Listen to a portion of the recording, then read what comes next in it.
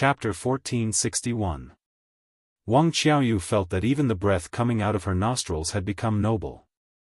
Wang Qiaoyu raised the phone in her hand up high and raised her hand at the man who had just entered the cafe. She shook the phone in her hand twice. "Brother! I'm here!"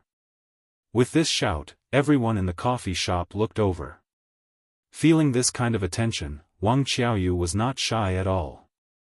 Instead, she raised her eyes and looked at the man with a golden mohawk hairstyle very proudly. The man with the golden mohawk hairstyle walked like a hooligan. Every step he took made him look like a hooligan teasing a beauty. Anyone who saw him would want to beat him up. "Sister Qiaoyu, why did you call me out?" The man with the mohawk hairstyle looked high and mighty. He glanced at Wang Qiaoyu and asked smugly. At that time, the man with the mohawk hairstyle still had his hands in his pockets, as if there was no one more powerful than him in the world. Yun Jian sat where she was. When she heard Wang Qiaoyu call him brother, she recalled how Wang Qiaoyu had bragged about how her brother worked for Falcon Hall at the haunted house. She would find time to visit Falcon Hall, but she did not care much now because Su Zetian was very capable. Falcon Hall was now the #1 gang in Jia province, and the boss of the former #1 gang in Jia province, Han Biao, was supporting Su Zetian. Therefore, Yun Jian was really a hands-off boss now. Perhaps it was because the man with the mohawk whom Wang Qiaoyu called brother was from Falcon Hall. Yun Jian glanced up at him. "Humph, brother, you have no idea. Someone bullied me at the haunted house just now." Wang Qiaoyu's mouth was full of nonsense. "Who bullied my sister Qiaoyu? Come out now." In this day and age, people with some power had a habit of feeling superior. The man with the mohawk hairstyle looked at Wang Qiaoyu and shouted. "It's her, it's her. It's her who bullied me. Brother, you have to stand up for me. Use your status to suppress her properly. It's best if you scare her to death." Wang Qiaoyu and the man with the mohawk hair kept calling each other brother and sister. Their words were undoubtedly directed at Yun Jian. "She's the one who bullied you, right? Alright, Sister Qiaoyu, this brother will definitely help you get revenge for this." The last sentence was stuck in his throat just like that. When the mohawk man saw Yun Jian's exquisite and beautiful face, his entire person froze on the spot. What a beautiful girl! What a beautiful girl! The man with the mohawk's hair almost drooled. He didn't even hear Wang Qiaoyu calling him brother a few times. Zhang Zhudi. It was only when Wang Qiaoyu shouted his full name that the man with the mohawk finally reacted. The man with the mohawk hair, who was Zhang Zhudi, reacted in a daze. "Brother, she bullied me." Wang Qiaoyu deliberately used a coquettish voice to speak to Zhang Zhudi, as if she wanted to draw Zhang Zhudi's attention back. However, Zhang Zhudi's eyes were already fixed on Yun Jian. When he responded to Wang Qiaoyu, his voice was very perfunctory. "Ah. Oh. You're from Falcon Hall." Yun Jian's red lips curved slightly. She looked at Zhang Zhudi and asked under everyone's gaze. "Ah. Yes. Zhang Zhudi was as loud as he was when he first entered the door. Now that Yun Jian asked him, he quickly responded. As he spoke, Zhang Zhudi's aura rose slightly. As long as he said that he was from Falcon Hall, Zhang Zhudi would feel a deep sense of pride. "Who do you work under? What's your serial number? What's your superior's serial number?" In the next second, everyone saw Yun Jian's slightly raised red arc suddenly relax. She suddenly asked this question with a cold face. Hearing this, everyone was stunned and at a loss for what to do. What did Yun Jian mean by that? However, Zhang Zhudi was the only one who suddenly came back to his senses when he heard Yun Jian's words. In front of everyone, he turned pale with fright and asked Yun Jian instead. Chapter 1462. Zhang Zhudi asked loudly.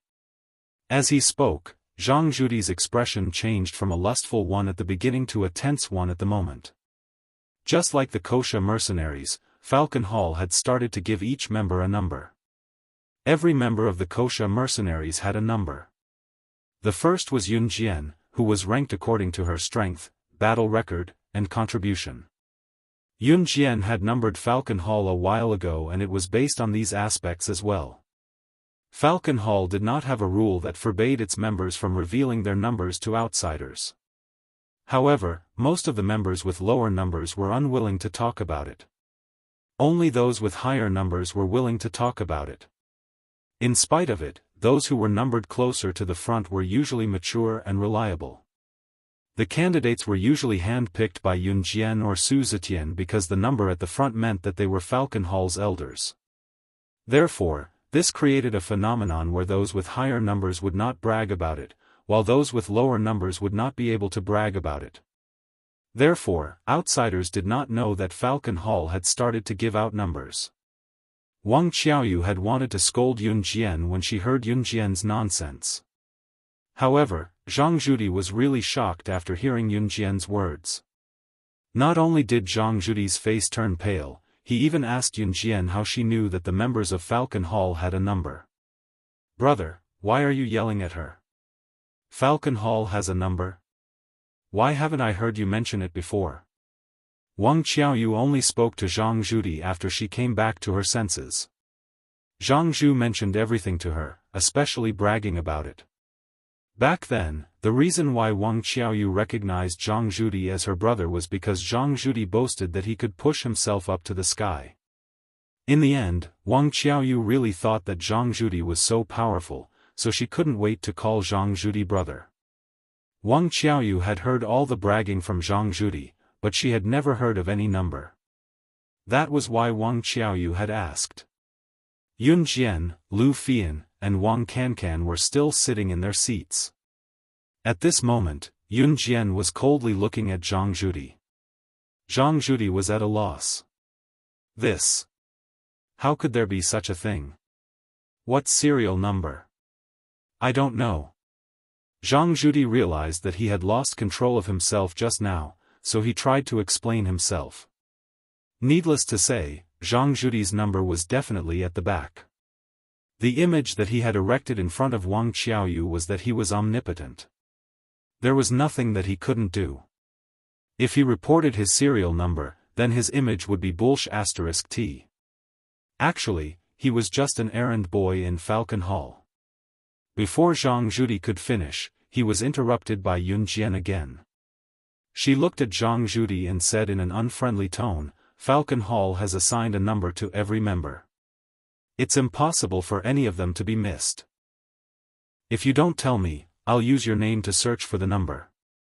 Yun Jian's words stunned everyone, especially Zhang Zhudi. After hearing Yun Jian's words, Zhang Zhudi was stunned. Then, he burst into laughter. "Pfft, you said use my name to search for the number? Are you kidding? How are you going to do that? Do you think that Falcon Hall will care about you? You want to search for my number? Huh. Who do you think you are? The boss of Falcon Hall? Pfft." Zhang Zhudi's laughter rang out like a silver bell. When Zhang Zhudi laughed, Wang Qiaoyu laughed as well. Mocking Yun Jian was Wang Qiaoyu's favorite. The mocking laughter did not seem to affect Yun Jian at all. Yun Jian picked up her phone and dialed the landline of Falcon Hall's headquarters. She reported Zhang Zhudi's name immediately. Ha ha ha. She's even making a call. Yo, who's she calling? She wants to search for my brother's goddamn serial number, he he he. Wang Qiaoyu looked at Yun Jian and laughed heartily. However, before Wang Qiaoyu could finish laughing, Yun Jian suddenly reported a string of numbers. 113905, what? Are you crazy? I think that's the landline number, right? Huh. Wang Qiaoyu laughed out loud. F***ck, no, that's impossible. How do you know my serial number? You. Just when Wang Qiaoyu was about to burst into laughter, Zhang Zhudi's face suddenly turned pale with fright and he shouted loudly. That's because I'm also a member of Falcon Hall. Yun Jian narrowed her eyes and said coldly in front of everyone. Then what's your serial number? Zhang Zhudi was stunned. He asked Yun Jian in return, as if to confirm Yun Jian's voice. Chapter 1463. Zhang Zhudi was already shocked when he heard Yun Jian say his serial number. After all, how was Yun Jian supposed to find out his serial number if he did not say it out loud? Only the higher-ups of Falcon Hall would be able to find a person's serial number by using their name to check their serial number. Zhang Zhudi had never considered whether Yun Jian was one of the higher-ups. That was because Yun Jian's age was simply unbelievable. In spite of it, Yun Jian had recited his serial number accurately. This was even more legendary than a mythical movie. Even so, Zhang Zhudi did not think that Yun Jian was one of the higher-ups. Not to mention the boss of Falcon Hall. Bullsh *T. Yun Jian was the boss of Falcon Hall? This was even more unbelievable than a fish cooking itself. Therefore, when he heard that Yun Jian was also a member of Falcon Hall, Zhang Zhudi reflexively asked Yun Jian what her serial number was. In Falcon Hall, serial numbers represented a person's status. There were members of Falcon Hall in the entire Jia province, and there were more than 100,000 of them in total. It was a large number, but it was not particularly outstanding when compared to the entire Jia province. Zhang Zhudi himself was one of the bottom few. He asked Yun Jian what her serial number was because he thought that Yun Jian's ranking was definitely lower than his. How could a girl like her have a high-ranking serial number? However, when he heard Yun Jian's serial number, Zhang Zhudi was dumbfounded. What did you say? What's serial number 1? Zhang Zhudi thought that there was a long string of numbers behind it that he did not hear clearly, so he moved his ears closer to listen. The people around them were all confused and looked like they did not know what was going on. However, they could still understand what Yun Jian and Zhang Zhudi were talking about. I'll only say this once. Please get out of my sight now, because you're an eyesore. Yun Jian curled her lips coldly and said very calmly. At this point, she turned her head and ignored everyone present. She said to Lu Fian and Wang Cancan, "There are too many mosquitoes here. It's annoying. Let's go." Lu Fian and Wang Cancan didn't want to stay here any longer, so they stood up as well. The reason why Wang Cancan didn't want to stay here was entirely because she didn't want to see her senior Duan Ming and Chen Limei being intimate with each other. Hey! Wang Cancan, are you leaving just like that? Don't you want to see Senior Duan Ming anymore? Senior Duan Ming went to the bathroom and will be here soon.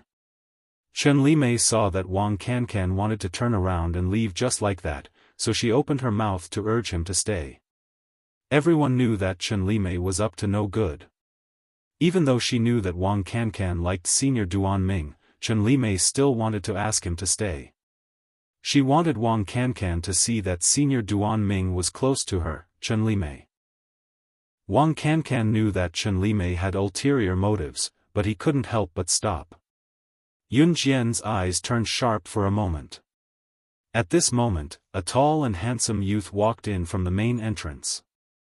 This kind of youth was the most popular among girls, so the moment he walked in, he received the deep gazes of the people around him.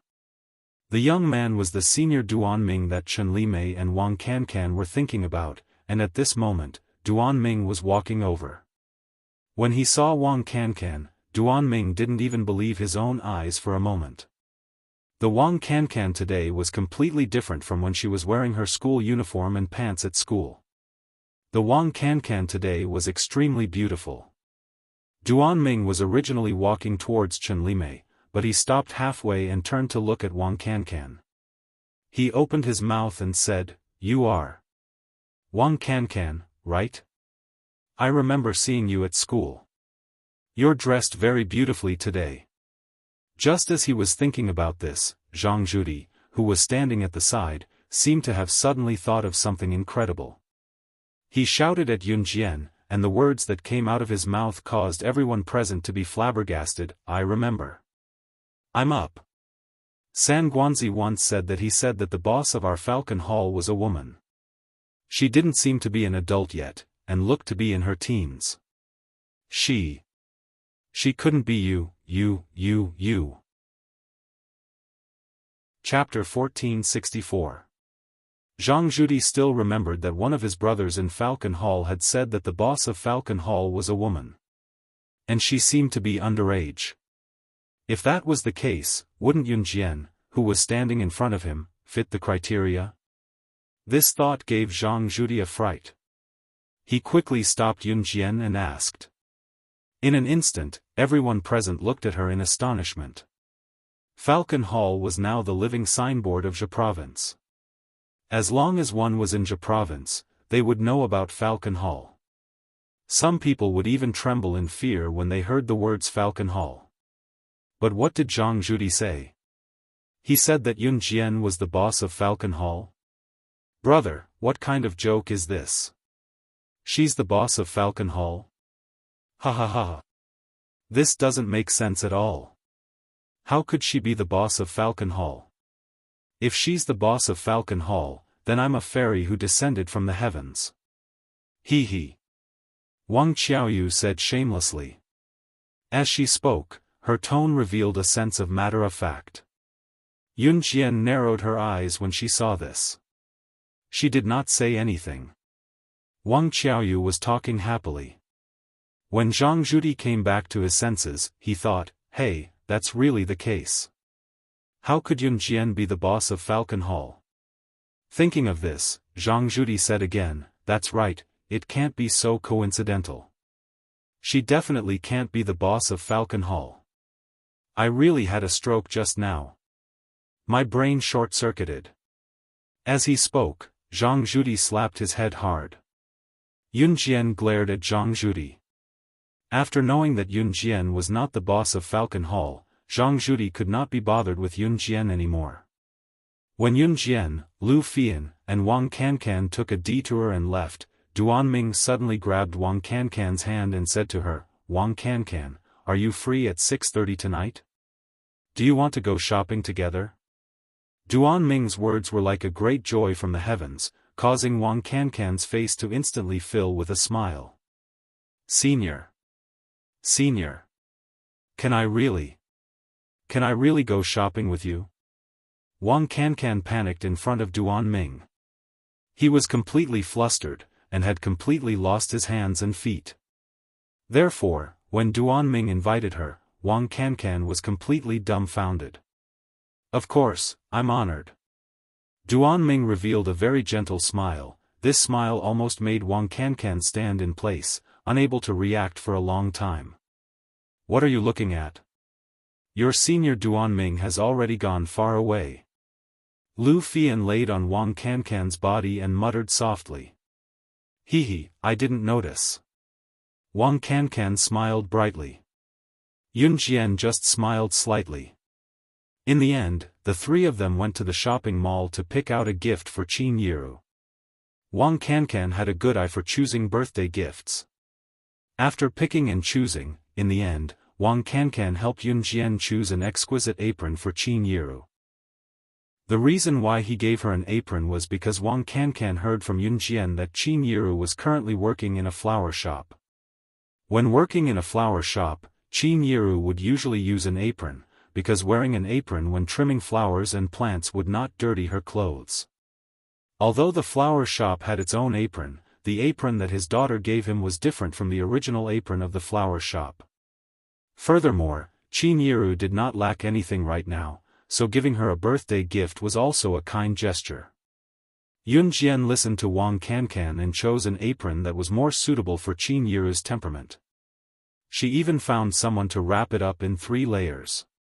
This was the first time Yun Jian had bought a gift and wrapped it up in 3 layers. I owe you a favor. If you have anything in the future, you can ask me. I can help you within the scope of the conditions. Yun Jian said to Wang Cancan with one hand holding the gift. Helping her choose a birthday gift for Qin Yiru was a great kindness to Yun Jian. This was because she didn't know what to give. She had never done this before. We're friends from now on. There's no need to be like this between friends, haha. Wang Cancan was very generous as he spoke to Yun Jian. Chapter 1465. Wang Cancan was ready to go home because she was going shopping with her senior, Duan Ming, tonight. She was extremely excited. LV Fian did not return to Xinjiang town. She stayed in school during the weekends, sometimes returning home once every 2 to 3 weeks, sometimes once a month. She did not go back every week because it was inconvenient. This was similar to Yunyi back then. When Yun Jian was reborn, Yunyi was studying in Longmen City while Qin Yiru and Yun Jian were both in Xinjiang town. Yunyi often returned home once every 2 to 3 weeks, sometimes once a month. It was costly and time-consuming to take the bus home from the city. She would then stay for a day or two at home before taking the bus back to school from the town. It was troublesome, so students who usually stayed in the town would not be too hardworking when they returned home. After Wang Cancan left, Lu Fian also went back to school to review her homework. Lu Fian's school would be holding the monthly exam in about 10 days. As someone who had relied on her own hard work to get to where she was today, Lu Fian naturally had to review and prepare for the exam. Yun Jian was taking a taxi to Ding Ding Bar from the shopping mall with the gift she bought for Qin Yiru. Ding Ding Bar, entrance.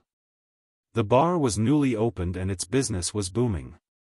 It was also near the shopping mall. Others might not know that Ding Ding Bar was one of the properties under Falcon Hall. Yun Jian had an appointment with Su Zetian here. It had been a long time since she asked about Falcon Hall since she went to the military school, so she had to deal with it first when she came back today. Yun Jian stepped into Ding Ding Bar with the gift for Qin Yiru in one hand. It was still daytime, but Ding Ding Bar's recent business boom made the atmosphere inside feel like it was night. When she stepped in, it felt like she had stepped into the night from day. Just as Yun Jian stepped into the bar, she saw a few familiar figures at the bar counter from the corner of her eye. It was Zhou Dongxuan, Wang Qiaoyu, Zhang Zhudi, and the others whom he had met at the haunted house and the coffee shop. Just now, Wang Cancan and Lu Fian had accompanied Yun Jian to buy a birthday present. They had spent some time on the way, so it was not surprising that Zhou Dongxuan, Wang Qiaoyu, and the others had already come out of a place like the Dynamic Mall. It was such a coincidence to bump into them in such a place. Yun Jian was just about to sidestep the few people at the bar and take a detour, but Zhou Dongxuan's eyes lit up. He was the first to notice Yun Jian. "Why are you here?" As he spoke, Wang Qiaoyu, who was beside him, was very unhappy. "Why are you always haunting me? You'll follow us wherever we go. How shameless. As a girl, I think you don't even have the modesty of a girl." Wang Qiaoyu felt that Yun Jian had deliberately followed them, so she immediately yelled at Yun Jian. "Sis Qiaoyu, don't make a ruckus here. This is Falcon Hall's territory. You'll be arrested by them if you shout like this." "Even I can't save you then," Zhang Zhudi told Wang Qiaoyu. Okay, go, I know." Wang Qiaoyu turned to Zhang Zhudi and told him obediently before turning back to whisper to Yun Jian. "I say, don't tell me you're a prostitute here. Heh, you're really shameless." Wang Qiaoyu was about to say something when a middle-aged man walked over from the side. The middle-aged man was Duan Lei. When he came to Yun Jian, he called out respectfully, "Sister Jian, Boss Su has been waiting for you for a long time. Go on in." Yun Jian hummed in acknowledgement and left Wang Qiaoyu, Zhang Zhudi, and the others who were eating like crazy. Zhang Zhudi obviously knew Duan Lei. Looking at him, he asked fearfully, "Elder Duan Lei, could the girl who went in just now be? Could it be, don't say things you shouldn't say. Who she is isn't something you can know." Duan Lei glanced at Zhang Zhudi and hinted. These words almost caused Zhang Zhudi to cry out in surprise. So, she was. Chapter 1466. Zhang Zhudi almost cried out on the spot, but in the end, he forcefully suppressed the fear in his heart. When Yun Jian told him her ranking in Falcon Hall, Zhang Zhudi did not believe her at all. After all, Yun Jian's number was too unbelievable. She did not say 1 followed by a series of numbers, but 1, just 1. Falcon Hall's ranking was arranged from the strongest to the weakest, from the beginning to the end. Since Yun Jian said 1, she could only be the boss of Falcon Hall. That was why Zhang Zhudi did not believe that Yun Jian was ranked number 1 in Falcon Hall. But who was Duan Lei? In Falcon Hall, other than the boss, only Su Zetian could be ranked below him. Then, it would be Han Biao, the former leader of Zhe Province's number 1 gang. Then, it would be Duan Lei. Who was Duan Lei? His words carried a lot of weight in Falcon Hall. Some time ago, when Su Zetian was seriously injured after being assassinated, Duan Lei took over Su Zetian's position and managed Falcon Hall for a long time. In Falcon Hall, Duan Lei was considered an elder. Some time ago, Yun Jian had made a huge adjustment in Falcon Hall. She changed Falcon Hall's management and ranking to that of the Kosha mercenaries. Now that a month or two had passed, Falcon Hall was clearly in a better state than before the reorganization. Zhang Zhudi was the only one who knew the fear in his heart. When Duan Lei disappeared from Zhang Zhudi and the others' sight, Wang Qiaoyu's reckless words rang again. She first imitated Duan Lei's tone just now and mocked him, "You're the one who's going to die. Don't say things you shouldn't say. You don't have the right to know who she is."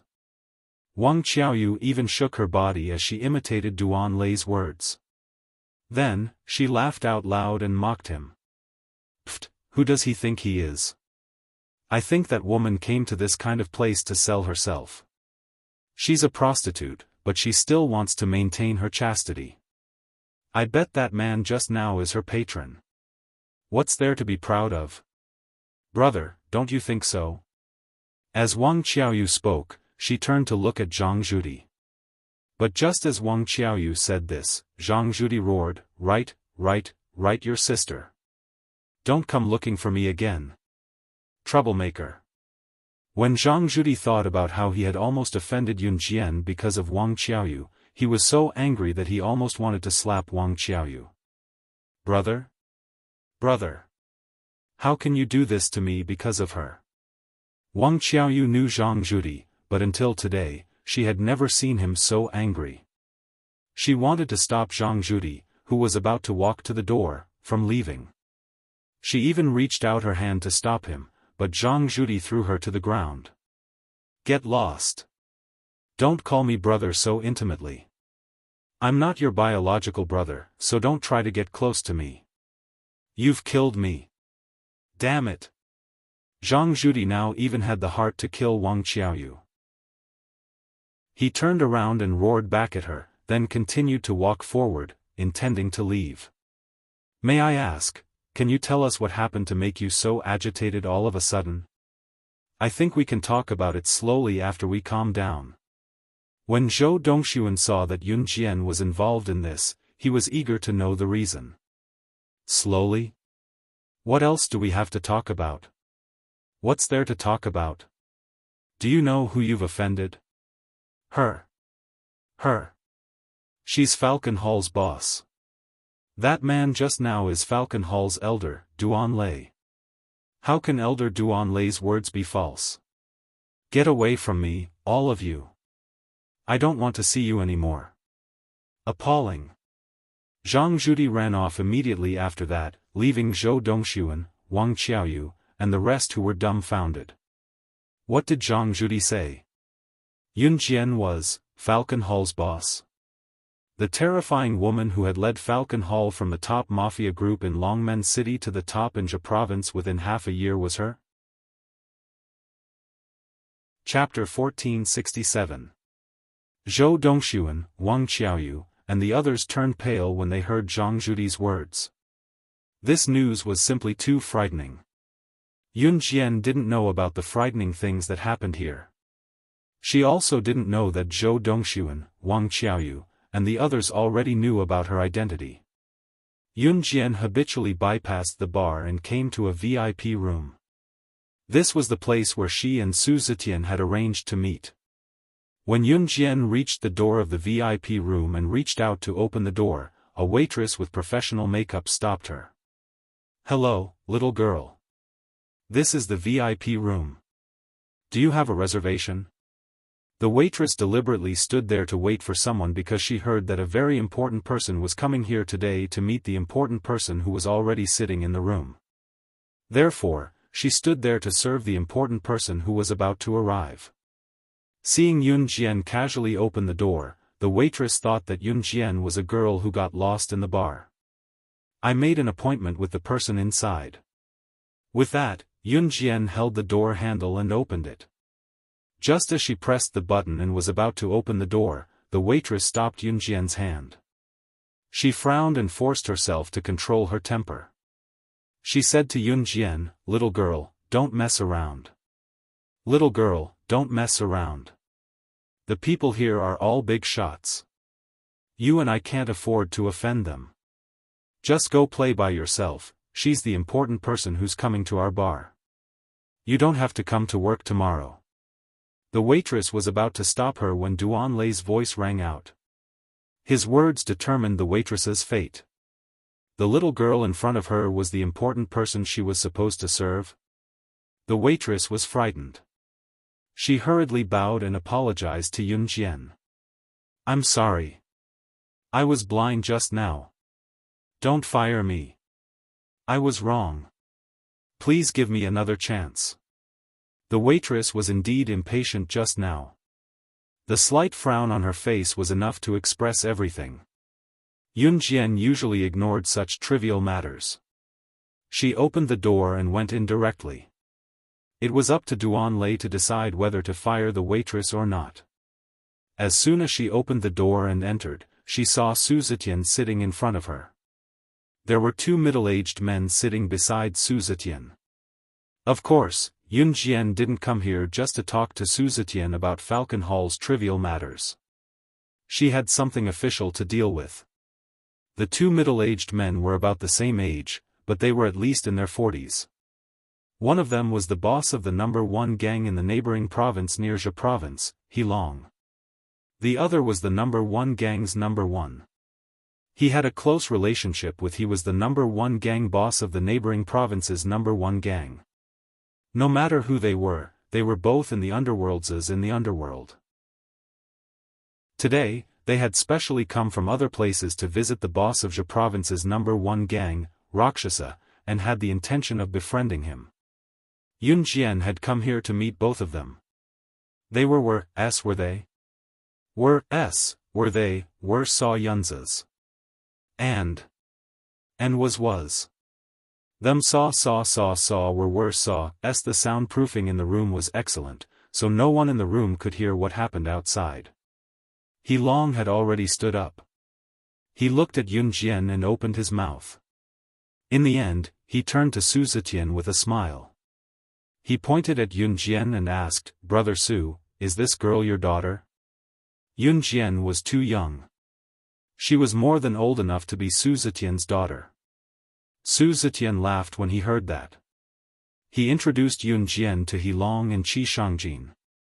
The words from Su Zetian's mouth shocked the two men. Chapter 1468. Heilong and Qi Shangjin's expressions changed immediately after Su Zetian introduced Yun Jian. What? The little girl standing before them who was a full size younger than them was the boss of Falcon Hall, Rakshasa, whom they were here to visit. The news was so shocking that Heilong and Qi Shangjin stood rooted to the ground, unable to react for a long while. Yun Jian was really too young. She was only in her teens, right? She was still underage, right? Was she really the Rakshasa who had only spent half a year to turn Falcon Hall into the number 1 gang in Jia province? Ha ha ha, are you surprised? I'm sure that you'll be even more surprised later on. Su Zetian laughed loudly. His admiration for Yun Jian could no longer be described with words. Why are you looking for me? Yun Jian followed Su Zetian's words. As she spoke, she had already walked up to Heilong and Qi Shangjin. Yun Jian's every move did not seem like a child's. Instead, she seemed much more mature.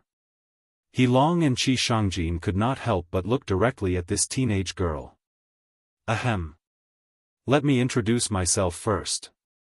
I'm He Long, the boss of Lin Yun Gang.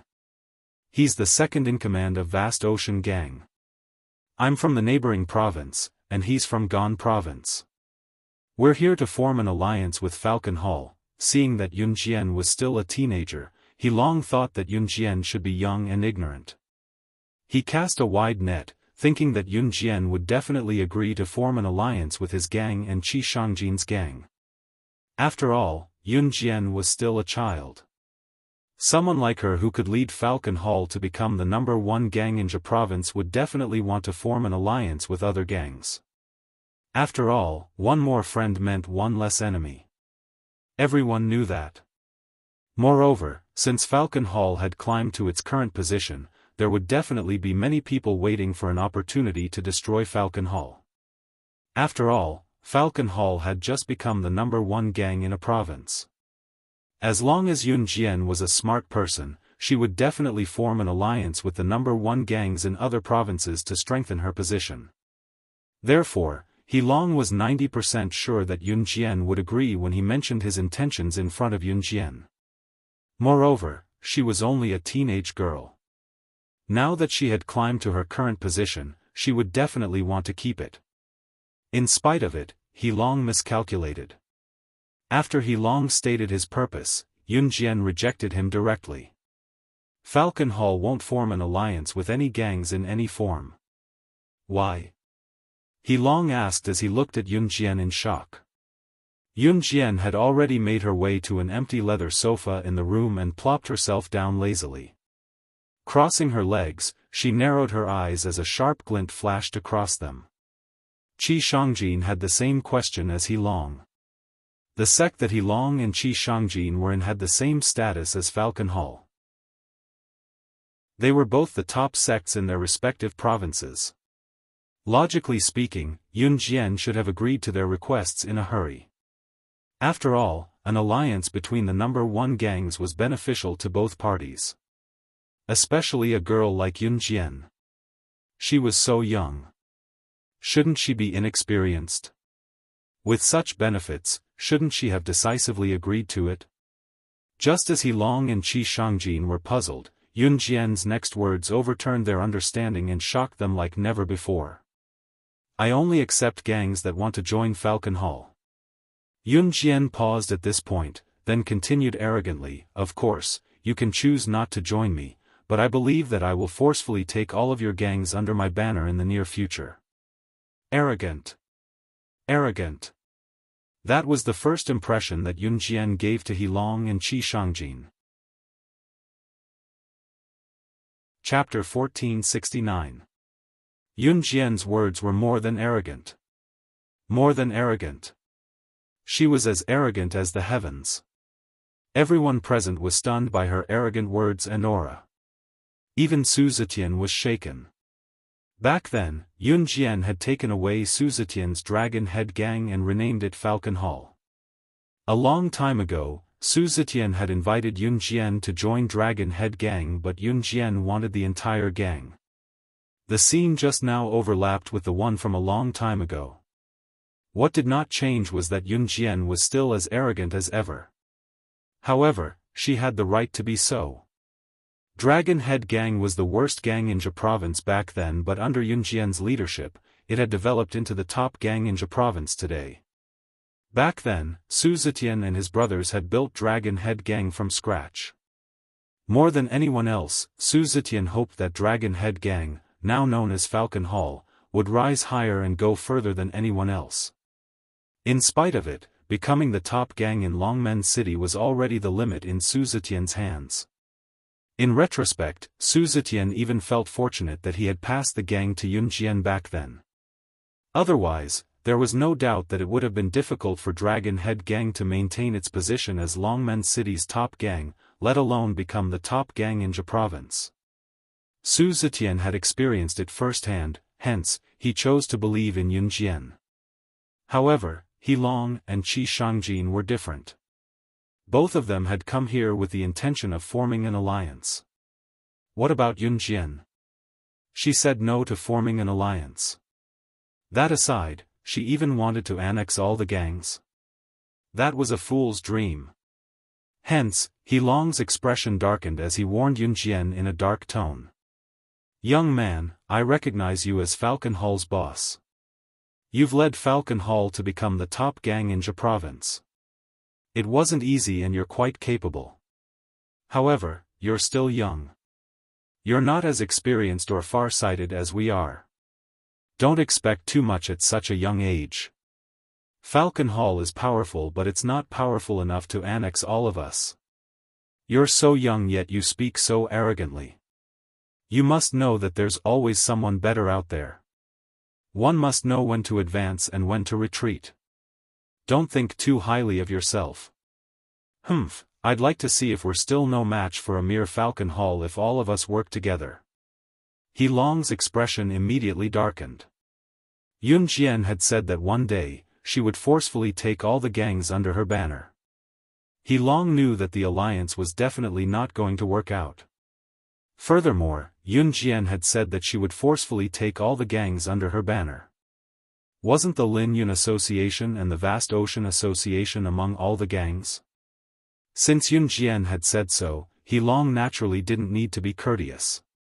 Shangjin, let's go. After He Long lectured Yun Jian, he angrily turned around and was about to leave with Qi Shangjin. He Long and Qi Shangjin had originally come to discuss an alliance with Yun Jian. Who knew that Yun Jian would be so insensible and even say such arrogant words? Just as He Long and Qi Shangjin reached the door of the private room and were about to reach out to open the door, Yun Jian's faint voice came from behind them, "How dare you act so impudently in my territory? Did I allow you to leave?" As she spoke, He Long and Qi Shangjin felt a strong murderous intent coming from behind them. The two of them turned around at the same time and saw two curved knives flying toward them. The knives were thrown far away by the person who threw them, but they were sharp enough to make He Long and Qi Shangjin's expressions change. The two of them dodged to the side, barely avoiding the fatal blow from the small knife. However, because their reaction speed was not fast enough, He Long and Qi Shangjin's single-handed arms were ruthlessly cut by the knife, causing them to bleed. When the two of them reacted, their eyes widened as they looked at Yun Jian, who was still sitting on the sofa. Just throwing two knives was enough to injure the two of them. They wouldn't even be able to dodge them. What kind of speed was that? For a moment, He Long and Qi Shangjin's expressions changed drastically. If their senses weren't wrong, Yun Jian hadn't used her full strength. If Yun Jian used her full strength, the two of them might not even be able to survive one of her knives. Chapter 1470. He Long and Qi Shangjin went crazy again, but they left with their tails between their legs. In the end, Yun Jian didn't make things difficult for He Long and Qi Shangjin. After all, He Long represented the number one gang in the neighboring province, while Qi Shangjin represented the number one gang in the entire Gan province. The gangs behind them were on the same level as Falcon Hall, so their status couldn't be underestimated. If Yun Jian really killed the two of them, it wouldn't benefit her at all. She wouldn't do something that wouldn't benefit her at all. Seeing the two of them leave the VIP room, Yun Jian narrowed her eyes. She stood on the spot and said to Su Zetian, "Send someone to monitor their every move. Send someone to keep an eye on their every move.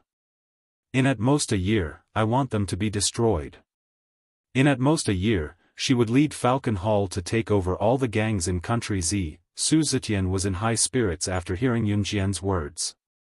He liked Yun Jian's ambition. Yes. Su Zetian nodded. After walking out of Hotel Ding Ding, Yun Jian went home with the birthday present she bought for Qin Yiru. She first returned to the huge villa that she lived in with Ce. Just as she opened the door, a familiar male scent wafted over. The next second, she was hugged by this familiar male scent. Yun Jian wasn't surprised to be hugged by this familiar male scent. She leaned forward and asked, "I thought you couldn't come back." It's mother-in-law's birthday, so of course I have to come back. Ce was very tall, so Yunjian's head could barely reach Ce's chin. At this moment, Ce reached out and patted Yunjian's head. Young master, can we go downstairs now? Just as Ce finished speaking, Shuaying's shout came from upstairs. Ce resisted the urge to slap Shuaying to death. He reluctantly let go of Yunjian's body, then shouted from upstairs, "Get down." Shuaying walked down innocently with Si Luo following behind him. Si Luo was carefully following behind Shuaying as they walked down from the second floor. Shuaying even reached out to stroke Si Luo's shoulder as they walked past the stairs. Si Luo looked up at Shuaying fearfully. She was afraid that if she didn't follow his instructions, she would be called a dumb girl. Hence, Si Luo hesitated for a long time before reaching out and grabbing Shuaying's outstretched hand. Then, he was carefully led downstairs. "Idiot, hurry up!" Shuaying shouted again when he saw that Si Luo was hesitating to give him his hand. 5:30 p.m. was Qin Yiru's time to get off work. She was busy at home. Gu Junjian was personally cooking. He was wearing an apron and was still cooking in the kitchen. Everything was set up. Yun Yi, Qingyu, Shuaying, Si Luo, Xiao Yunzhu, Duanli, Duanya, and Mo Senator. Almost everyone who was supposed to be there was there. The doorbell rang at 5:45 p.m. Usually, Qin Yiru would have gotten off work at this time, so Yunjian ran to open the door in her slippers. However, when the door opened, the person she saw was not Qin Yiru but Lu Lanhua. This woman was her nominal grandmother, Yun Gang's birth mother. Yunjian froze. She did not expect Lu Lanhua to be here. She remembered how Lu Lanhua had treated Qin Yiru and how shameless she was back then. Just as Yunjian was about to chase her away, Lu Lanhua suddenly knelt down in front of Yunjian and shouted with all her might. Chapter 1471. Last time, Yun Gang went to gamble again and couldn't pay back the money he owed. At that time, Yun Jian saved Yun Zheng's family who was innocently implicated. As for Yun Gang's life and death, she didn't care. Yun Jian said a long time ago that after she helped Yun Gang pay back the 5,000 yuan he lost in gambling, his life and death would have nothing to do with her. First of all, Yun Jian wasn't Yun Gang's biological daughter. Yun Gang also didn't fulfill his duty as a father to her. She didn't need to raise Yun Gang as her loving father. Taking a step back, Yun Gang directly abandoned his family and ran away after he lost money in gambling. Later on, he even let his mistress appear and humiliate Qin Yiru. Also, Lu Lanhua told Qin Yiru that it was okay for a man to cheat a little, which left a deep impression on Yun Jian. The moment she opened the door, Lu Lanhua knelt down in front of her. She even knelt on the ground, casually kneeling in front of Gu Yunjian's door. This was a villa area, but even so, there were neighbors nearby who could see the scene of Lu Lanhua kneeling in front of Yun Jian. Let's not talk about why Lu Lanhua was looking for Yun Jian. Just based on the fact that Lu Lanhua chose to kneel in front of Yun Jian at this time and place, she most likely thought that Yun Jian would be too embarrassed to help her into the house, so she knelt down heavily. If it was someone else, perhaps for the sake of face, or perhaps because they felt that Lu Lanhua looked pitiful, they would really quickly help Lu Lanhua up. But Yun Jian wouldn't. Last time, Gang Er's legs were crippled. Now, even walking is a problem. Last time, that group of people refused to let Gang go. They even said they wanted to kill him. You're Gang Er's biological daughter. How can a biological daughter not care about her father's matters? Save him. Save him, ah. As Lu Lanhua spoke, she tried to use her hands to hold Yun Jian's legs, waiting for Yun Jian to help her up from the ground. This damned girl. Hurry up and help her up. How long would she have to kneel? Lu Lanhua actually wanted to win Yun Jian's sympathy so that she could sit down in the room first. After he sat down, he began to talk about his hardships during this period of time. Then, he would ask Gu Junjian or Qin Yiru to take him in. But who would have thought that Yun Jian, that wretched girl, would make her kneel at the door and refuse to let her get up? I've already said that he has nothing to do with me. You don't have to beg me here. Even if you kneel until tomorrow, I won't pity you and let you in. Also, if you continue to pester me endlessly, there's no need for those people to cripple him. I'll go and kill him right now. Yun Jian said it word by word. Today was Qin Yiru's birthday, and Lu Lanhua was using this opportunity to gain sympathy. Yun Jian could not stand it anymore. Fortunately, Qin Yiru had not returned home yet. Otherwise, Qin Yiru would be sad every time she saw the past. After all, no one wanted to recall the unpleasant past. You're trying to kill your father. Oh my God, how can there be such a vicious daughter like you in this world? Lu Lanhua was terrified by what Yun Jian said. After all, she had gotten used to insulting Qin Yiru and Qin Yiru before they got married, so she could not change her habit now. Thus, it did not take long for Lu Lanhua to revert to her original form. Yun Jian frowned slightly. In the next second, she grabbed Lu Lanhua's collar and dragged her toward the villa's door amidst Lu Lanhua's cries and screams. Hey, you! What are you doing? Yun Jian, Xiao Jian, you can't do this to your grandma. I'm your real grandma. I've been good to you before, haven't I? Ah! The last scream was when Yun Jian threw Lu Lanhua out of the villa's door. The surrounding neighbors loved to watch a good show. At this time, when they saw that there was such a lively scene, they all gathered around. They saw Yun Jian holding something in her hand and flinging it out of the villa. Then, Yun Jian told Lu Lanhua in front of everyone, not afraid of airing her dirty linen in public. Chapter 1472. Yun Jian's words made the neighbors who were watching the show blink. Just as Yun Jian finished speaking, Lu Lanhua simply sat down on the ground and shouted without any hesitation, "Heavens! Is there still any justice in this? She even wants to hit her own grandmother. This is too much. Too much. Everyone, come and judge this." As she spoke, Lu Lanhua beat her own feet and shouted like a homeless person. The only difference was that as she beat her own legs, she added fuel to the fire as she told the story. However, she deliberately omitted the vicious way she had treated Yun Jian and Qin Yiru in the past. Her own father's legs are now crippled. But the two of them are great. One remarried to a soldier and is now enjoying life. The other punched and kicked her own grandmother. Is there still any justice in this? Where are the police? Where did the police go? Quickly call the police over to judge this. All of you are here to bully an old woman like me. Bullying an old woman like me who can't walk properly, where is the justice in this? Lu Lanhua saw that more and more neighbors were gathering around Qin Yiru's house, and her shouts became louder and louder.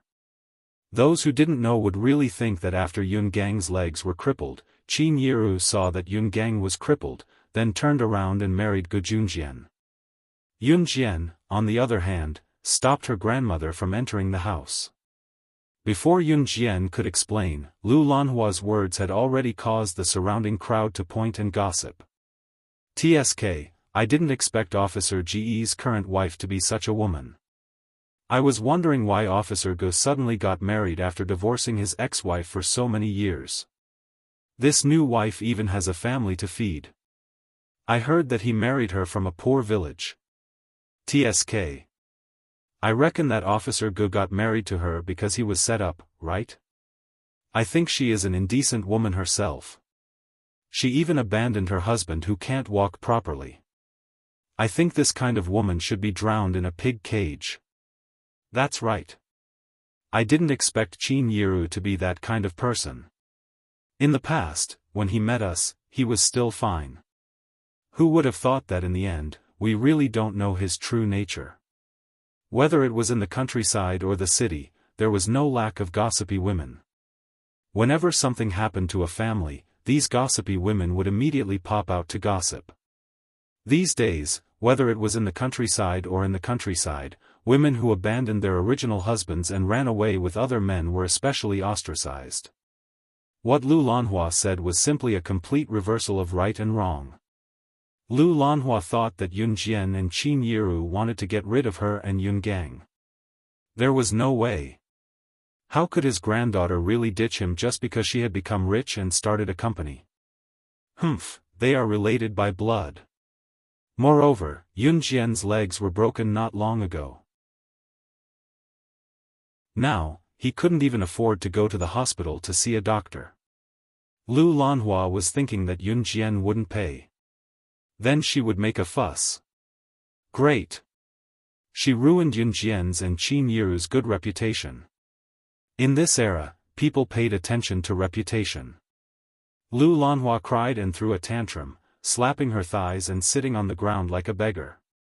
This made the people around her believe her. No one noticed that Yun Jian's face was getting darker and darker. Ce didn't follow her out because he knew that she could handle this kind of simple matter by herself. Gu Junjian was cooking in the kitchen, so he didn't know what was going on. The only person standing beside Yun Jian was Yun Yi. Because of this matter, only Yun Jian and Yun Yi could stand up and say something. At this moment, when Lu Lanhua saw that everyone was helping her, she became even more excited. Yun Jian wasn't in a hurry to speak. She simply crossed her arms and watched. It was only when Lu Lanhua was done crying about all the hardships that never happened that Yun Jian's cold voice rang. "Are you done?" This simple sentence made Lu Lanhua shiver. However, when Lu Lanhua saw that there were so many people around, she felt that Yun Jian wouldn't dare to do anything to her. Hence, Lu Lanhua said, "How can I be done? Your mother is AB*TCH who abandoned her husband." Lu Lanhua was doing this because she thought that Yun Jian was rich now. If she made a scene, Yun Jian would feel that it was bad for her reputation. Hence, she would probably give her some money to stop her from talking. However, before Lu Lanhua could finish speaking, Yun Jian took a step forward in front of everyone. She slapped Lu Lanhua hard on the face. This slap made Lu Lanhua fall to the ground and spit out her fake teeth. The force was so strong that Lu Lanhua's face was almost deformed. Chapter 1473. Everyone was shocked. No one expected Yun Jian to hit Lu Lanhua. After all, a granddaughter hitting her grandmother would be scolded for being unfilial. In the words of the villagers, such a fierce daughter would never be able to get married in the future. One of the older aunties saw Yun Jian slap Lu Lanhua to the ground. She immediately scolded Yun Jian and ran over to help Lu Lanhua up. "Io! What kind of granddaughter is this?" Not only did she chase her grandmother out of the house in front of everyone, she even slapped her own grandmother. "Look, Io, her fake teeth are falling out," the auntie said as she helped Lu Lanhua up. The auntie thought that Lu Lanhua was telling the truth, so she scolded Yun Jian as she spoke. Coupled with Lu Lanhua's words, everyone felt that Yun Jian was the one in the wrong. "Grandma, I'm calling you Grandma again today because you really treated me well in the past." "Yes. You did treat me well. But ask yourself honestly, have you ever been good to my mother and sister?" Just as Lu Lanhua was twisting the truth and talking about her own public opinion, Yun Yi really couldn't stand it anymore, so he spoke up. The moment Yun Yi spoke up, the gossipy women who were speaking up for Lu Lanhua all stopped talking and looked at Yun Yi. However, Yun Yi continued to speak. "When my mother divorced my father's legs weren't crippled yet, right? The 2 houses in our hometown were built with the money that my mother worked hard to earn for more than 10 years. During the divorce, my mother didn't take a single cent and left with my sister and me. My father gambled for more than 10 years. Whenever he came home, he would steal the money that my mother worked hard to accumulate and return to the casino. When did he ever care about us? When did he ever care about my mother? When school started last year, my father gambled again. He lost the bet and even gave the loan sharks a loan. The loan sharks came to my house and even had designs on my sister.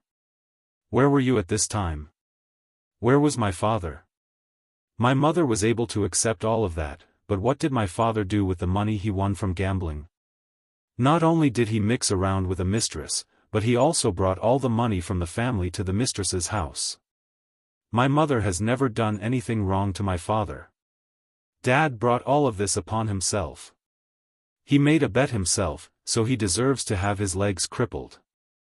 Yuni clenched her fists and roared the last sentence with a complicated expression.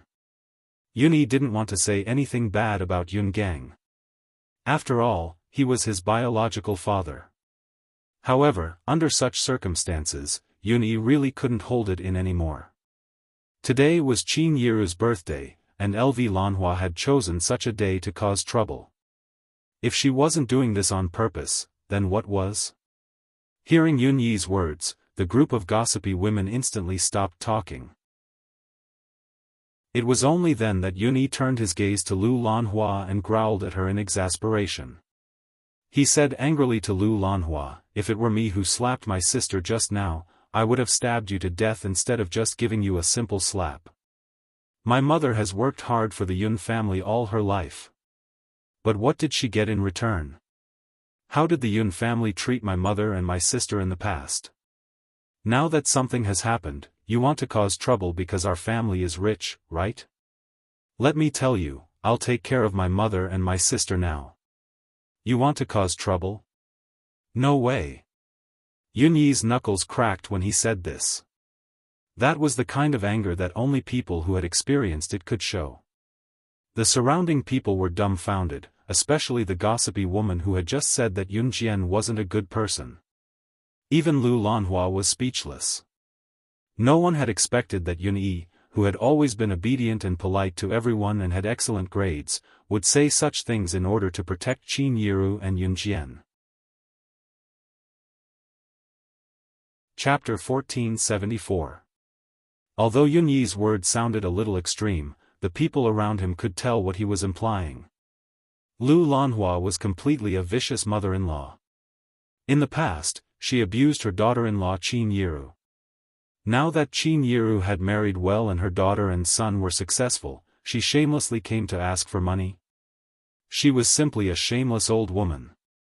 The gossipy women present were generally women who had experienced fierce battles with their mothers-in-law. Generally, the relationship between mothers-in-law and daughter-in-law was not good, unless the mother-in-law was a very cultured woman who would not be calculative. Therefore, the gossipy women especially hated unreasonable mothers-in-law. And just as Lu Lanhua's image as a vicious mother-in-law was established, the surrounding people who were watching the show began to point at Lu Lanhua. Those gossipy women simply rushed into the house, took all kinds of vegetables and eggs, and threw them at Lu Lanhua. The auntie who reached out to help Lu Lanhua had already helped Lu Lanhua up. Now that she heard Yun Yi's words, she directly let go of her hand that was supporting Lu Lanhua. That was not all. The auntie directly pushed Lu Lanhua to the ground again, and then cursed at Lu Lanhua. "Great! So the slut is you, old woman. I was wondering, Qin Yiru is usually modest and amiable, how could she become like what you said? Damned old woman, get lost. Get out of here. Your skin is really thick. You actually have the nerve to come here and ask Qin Yiru for money. Get lost. Damned old woman. Get out of our villa district. People like you don't deserve to come here." Similar curses like this were endless. What was more frightening was that these gossipy women even ran home to take all kinds of vegetables and eggs, and ran out to throw them at Lu Lanhua. "Great, all of you. Just you wait. All of you are trash. Scum of society. You even want to hit an old woman. See if I don't go to the police station and sue you to death." Lu Lanhua crawled up from the ground in a disheveled manner, brushing away the eggs and vegetables that were thrown at her face as she cursed back at Yun Jian, Yun Yi, and the other gossipy women who were throwing rotten eggs at her. Lu Lanhua was never the kind of old woman who would bow down. She was famous in Xinjiang town for her shrewdness. Of course, Lu Lanhua would not go to the police station to sue them. She was only doing this to find a chance for herself to slip away. As he walked, he continued to run. His face was filled with extreme hatred. It was the appearance of someone who refused to change despite repeated admonitions. Once Lu Lanhua was far away, the people around her, including the gossipy women who had insulted Qin Yiru, came over to apologize to Yun Jian and left. Not long after they left, they were back, came back from the entrance. Came back when they saw Qin's. Xiao Jian, Xiao Yi, what's going on here? Qin Yiru asked curiously when she saw the vegetables scattered on the floor and the egg with its yolk cracked open. A rat tried to steal something but everyone smashed it to death. Mom, let's go home. Yun Jian pulled Qin Yiru's hand and headed home. Yun Jian only gave a brief explanation about the battlefield just now. Qin Yiru had long forgotten that it was her birthday today. She nodded and followed Yun Jian home. The moment she stepped through the door, Qin Yiru saw a variety of dishes on the dining table at home. The variety of dishes was enough to hold a wedding banquet. Qin Yiru was dumbfounded when she saw it. She turned to ask Yun Jian, Xiao Jian, what's the program today? Mom, it's your birthday today. Yun Jian curled her lips into a smile and nodded. So, happy birthday, Mom. Qin Yiru was flabbergasted when she heard that. Gu Junjian had already taken the last big cake out from the kitchen and told Qin Yiru, honey, happy birthday. This is the first birthday I'm celebrating for you. I'll celebrate your birthday with you every year from now on. When Qin Yiru heard Yun Jian and Gu Junjian's words, she realized at once that her daughter and husband had given her the cold shoulder in the morning to give her such a big surprise. Chapter 1475. Qin Yiru's mother, happy birthday. Just as Qin Yiru's eyes were turning red, Xiao Yunju, Duanli, and Duanya each grabbed a balloon with the words, happy birthday, on it and rushed down the stairs in an orderly manner. With Xiao Yunju taking the lead, the three of them handed the balloons with the handwritten words to Qin Yiru. The words on the balloons were, happy birthday. Qin Yiru's mother, the presents are in the balloons, hee hee. I was the one who came up with the idea of giving presents. Xiao Yunju took the lead and shook his head.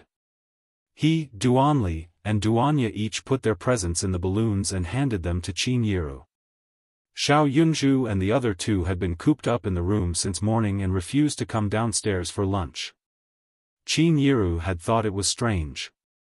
The three children were usually very obedient, but today they were especially disobedient and refused to come down for lunch. It turned out that Xiao Yunju and the other two had started preparing presents early in the morning and wanted to give her a big surprise now. Thank you, my babies. Qin Yiru was so touched that she almost cried. She bent down and kissed Xiao Yunju and the other two's foreheads and held the presents tightly in her hands. Mom, this is mine. Yun Jian also wrapped her present in 3 layers and handed it to Qin Yiru. Yun Jian had never chosen a present for herself and wrapped it so meticulously before giving it to someone. Of course, this was excluding the clothes that she had bought for Ce. Yun Jian glanced at Ce, who was coming down from the 2nd floor. The clothes he was wearing were almost colorless and were about to fall off. She had bought these clothes for him. Ever since he had put them on, he had been alternating between the clothes she had bought for him and had not worn any other clothes. Yun Jian was looking at the clothes Ce was wearing and did not look at Ce himself. Ce turned his head and looked over. When he saw Yun Jian looking at him, he smiled sinisterly and walked over as well. Even if the clothes were worn to the point of fading, Ce's handsomeness was on full display when he wore them. Ce walked over and grabbed Yun Jian's little hand, then walked over to the dining table. After everyone had taken their seats, dinner began as promised. Gu Yunjian's cooking was naturally delicious. Although Gu Junjian was a soldier, he was good at something. Cooking was one of his specialties. Gu Yunjian's cooking was very delicious. There were fish, prawns, crabs, and crabs for dinner. After the bowls and chopsticks were cleared, the whole family sat in the living room and watched TV. Yun Jian had just gone out with Qin Yiru to buy some snacks.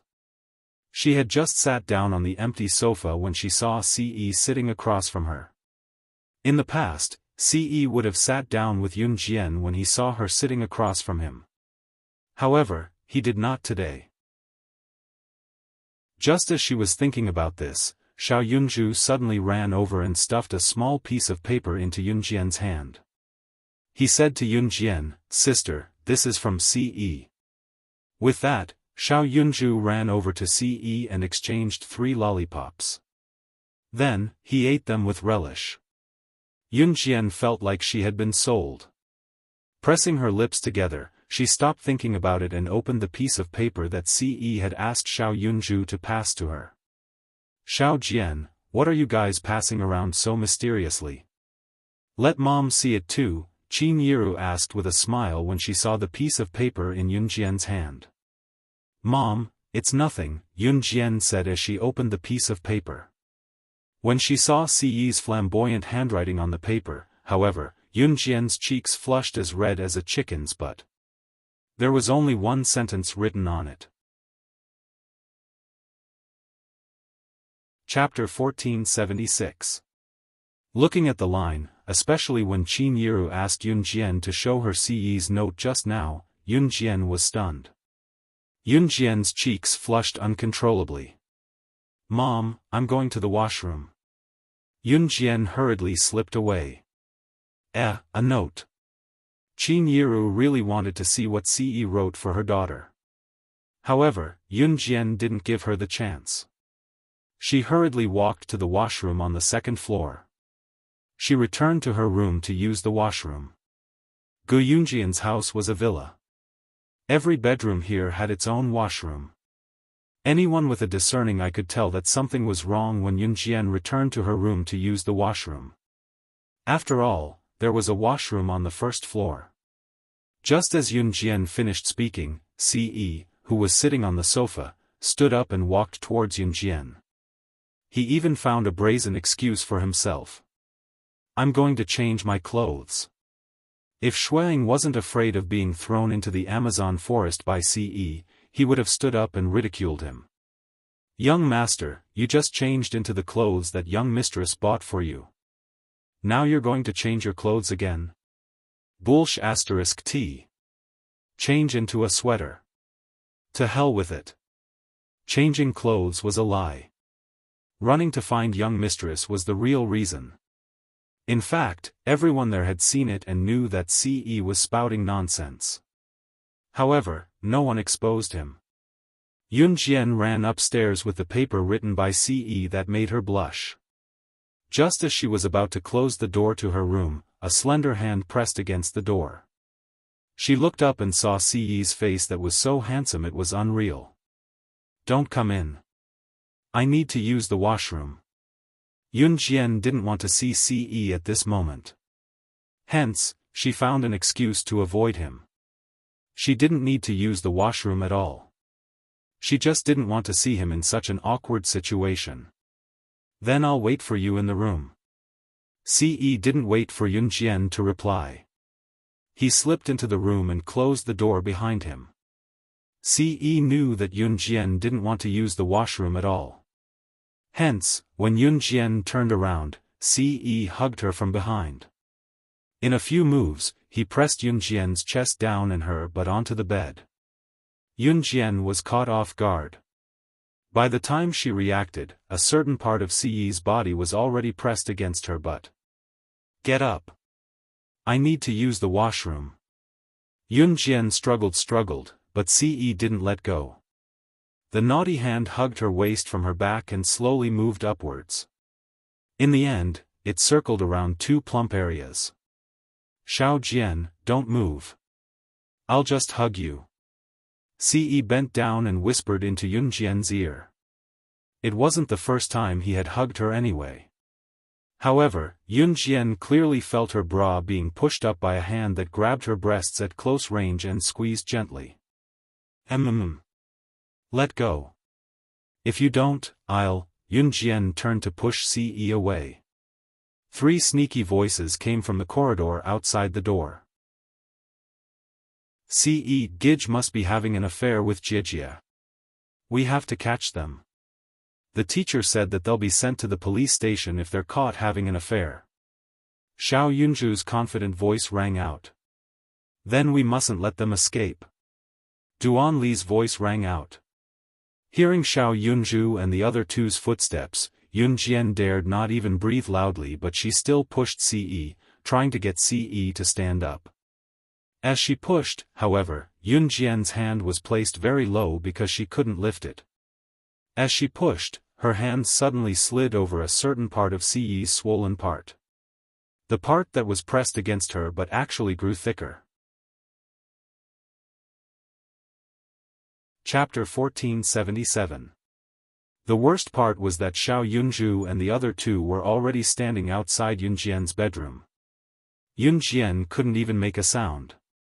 If she were to say anything now, Xiao Yunju and the other two would hear her. Ce's breath instantly became heavy. He was a righteous young man who had never had sex before. He had never even touched a woman's hand before. This time, the woman he loved was lying in front of him. If he could resist, he might as well change his name to Woman. He reached out and hugged Yunjian. At this moment, Xiao Yunju, who was standing at the bedroom door, spoke again. I'm sure that big brother Ce is in big sister's room. Should we rush in now to catch them in the act or wait for them to come out? I see that the police always rush in to arrest people. Should we rush in too? Duanli suggested. That's impolite. Our teacher said that we can't be so impolite. At this moment, Duanya spoke in a serious tone as if she was reading a book. Her words were especially loud. Xiao Yunju and Duanli spoke softly. They knew that they had to speak softly because big sister and big brother Ce would hear them. However, Duanya was still young, so she spoke loudly. The moment Duanya spoke, Duanli hurriedly covered Duanya's mouth and whispered, "Shoo. Shoo. Don't speak so loudly. Big sister and big brother Ce can hear you in the room." In fact, Yunjian and Ce had heard them a long time ago. Even though Xiao Yunju and the other two spoke softly, Yunjian and Ce could still hear them. Yunjian's expression darkened when she heard Yunju and the other boys talking about her and Ce as if they were really having an affair behind everyone's back. Xiao Yunju and the other two waited outside the door for more than 10 minutes. Ce and Yunjian maintained the same posture for more than 10 minutes. Ce, who was burning with lust from Yunjian's teasing just now, calmed down. If it weren't for Xiao Yunju and the other two guarding the door, Ce wouldn't have cared that Qin Yiru and Gu Junjian were still awake when Yunjian accidentally touched his manhood. He probably wouldn't have been able to hold himself back and would have ked Yunjian. The piece of paper that he had stuffed into Yunjian's mouth earlier was the best proof of his desire.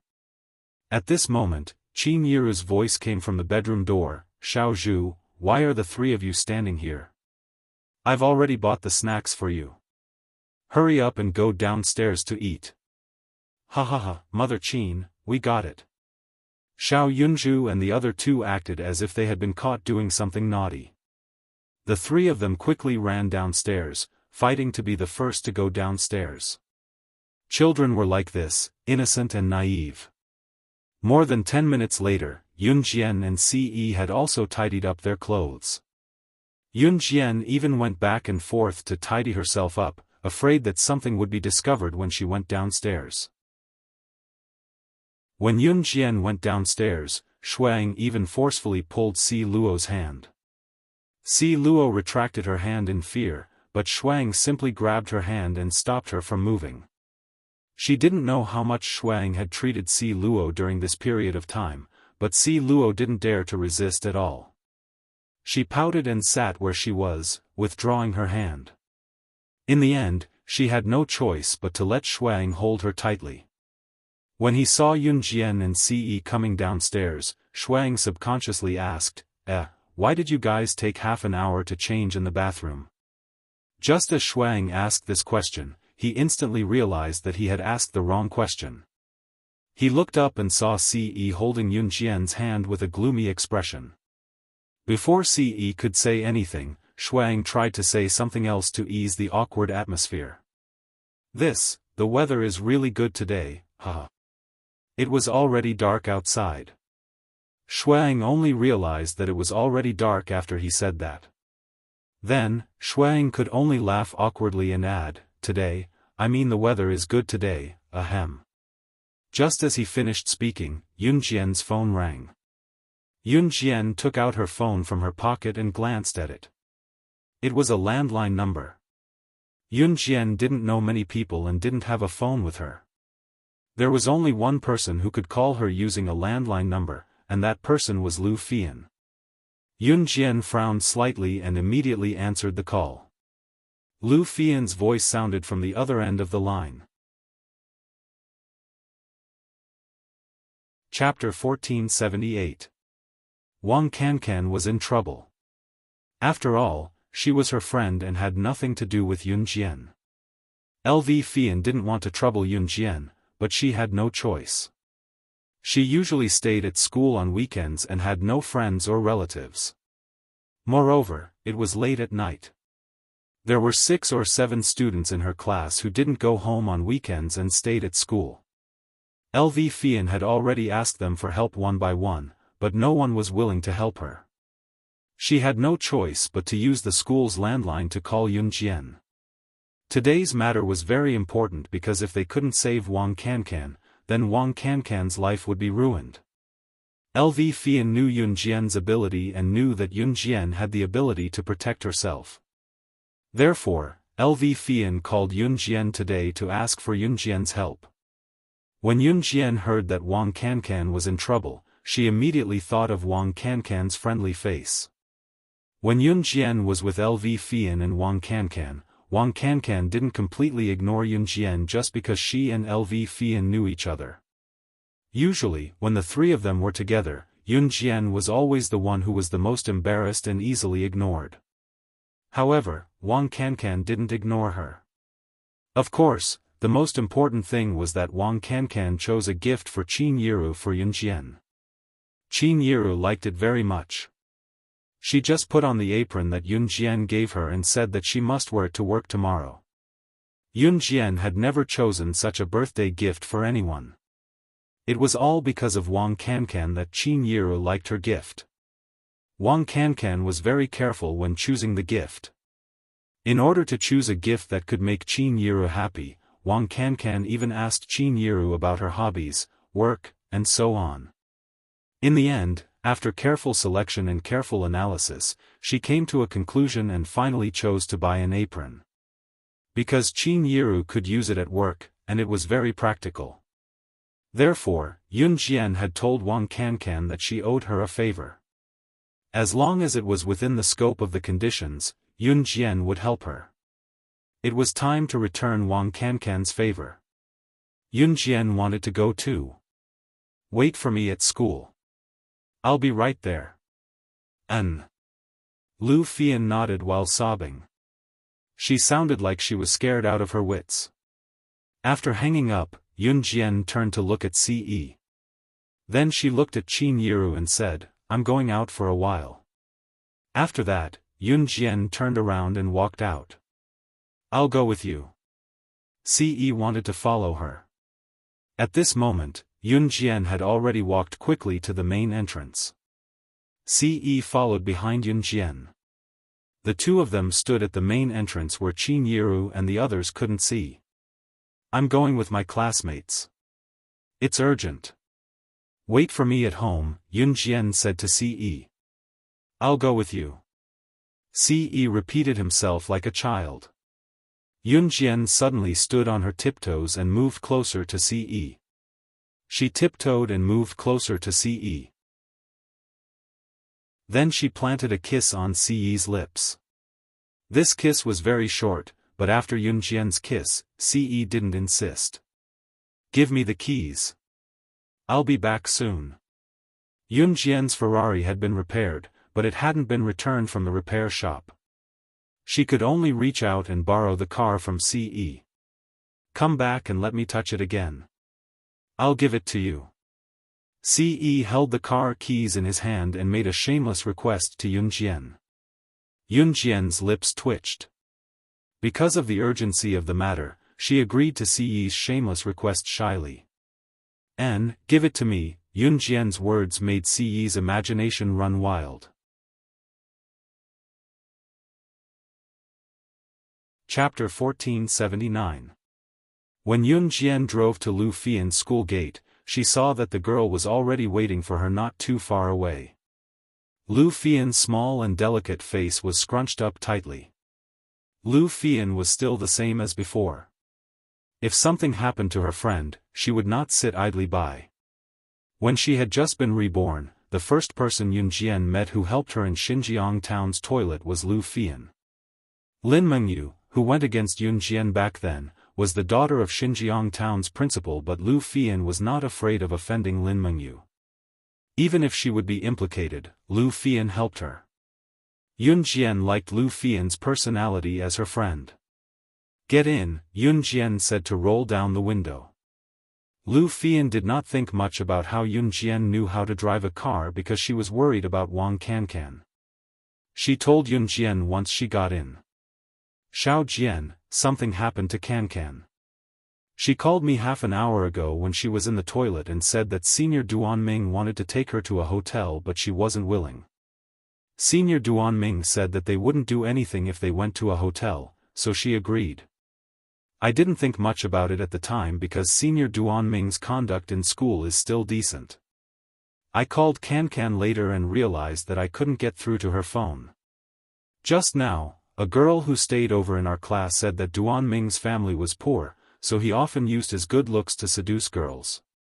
He abducted girls from school to a hotel and contacted some shady young men to sell the girls' virginity. Listen, the girls who were sold were sullied by more than 10 men in one night. The girls didn't dare to speak about it because the men forced them to take drugs and made them addicted to drugs.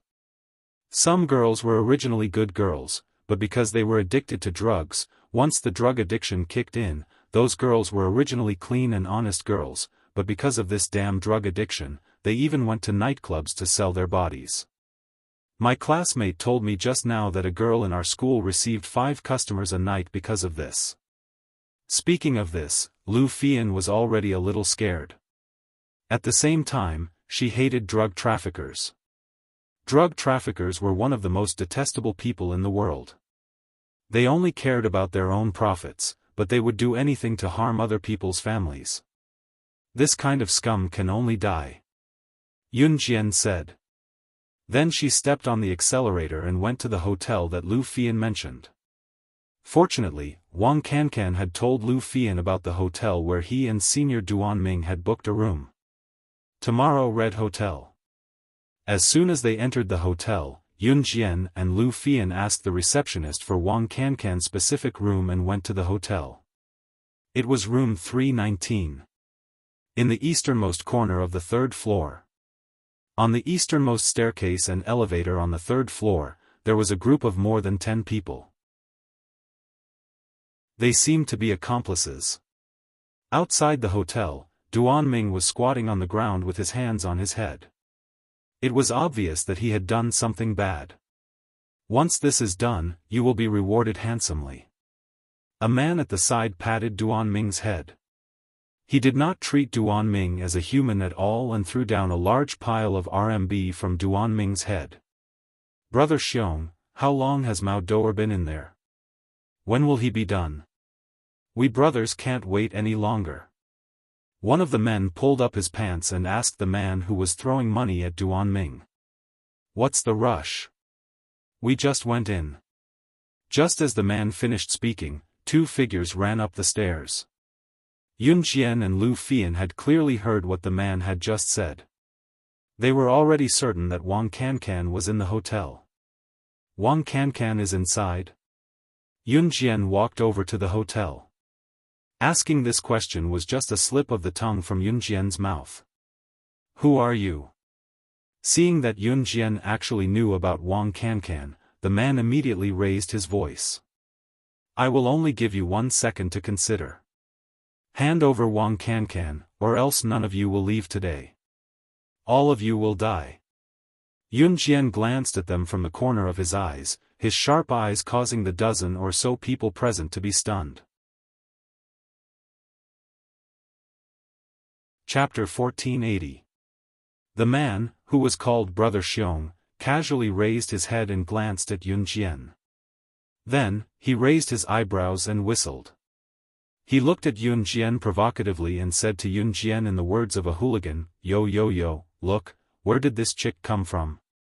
She even said she wanted us to die. Where do you want us to die? Hee hee. Brother Xiong rubbed his hands and laughed sneakily.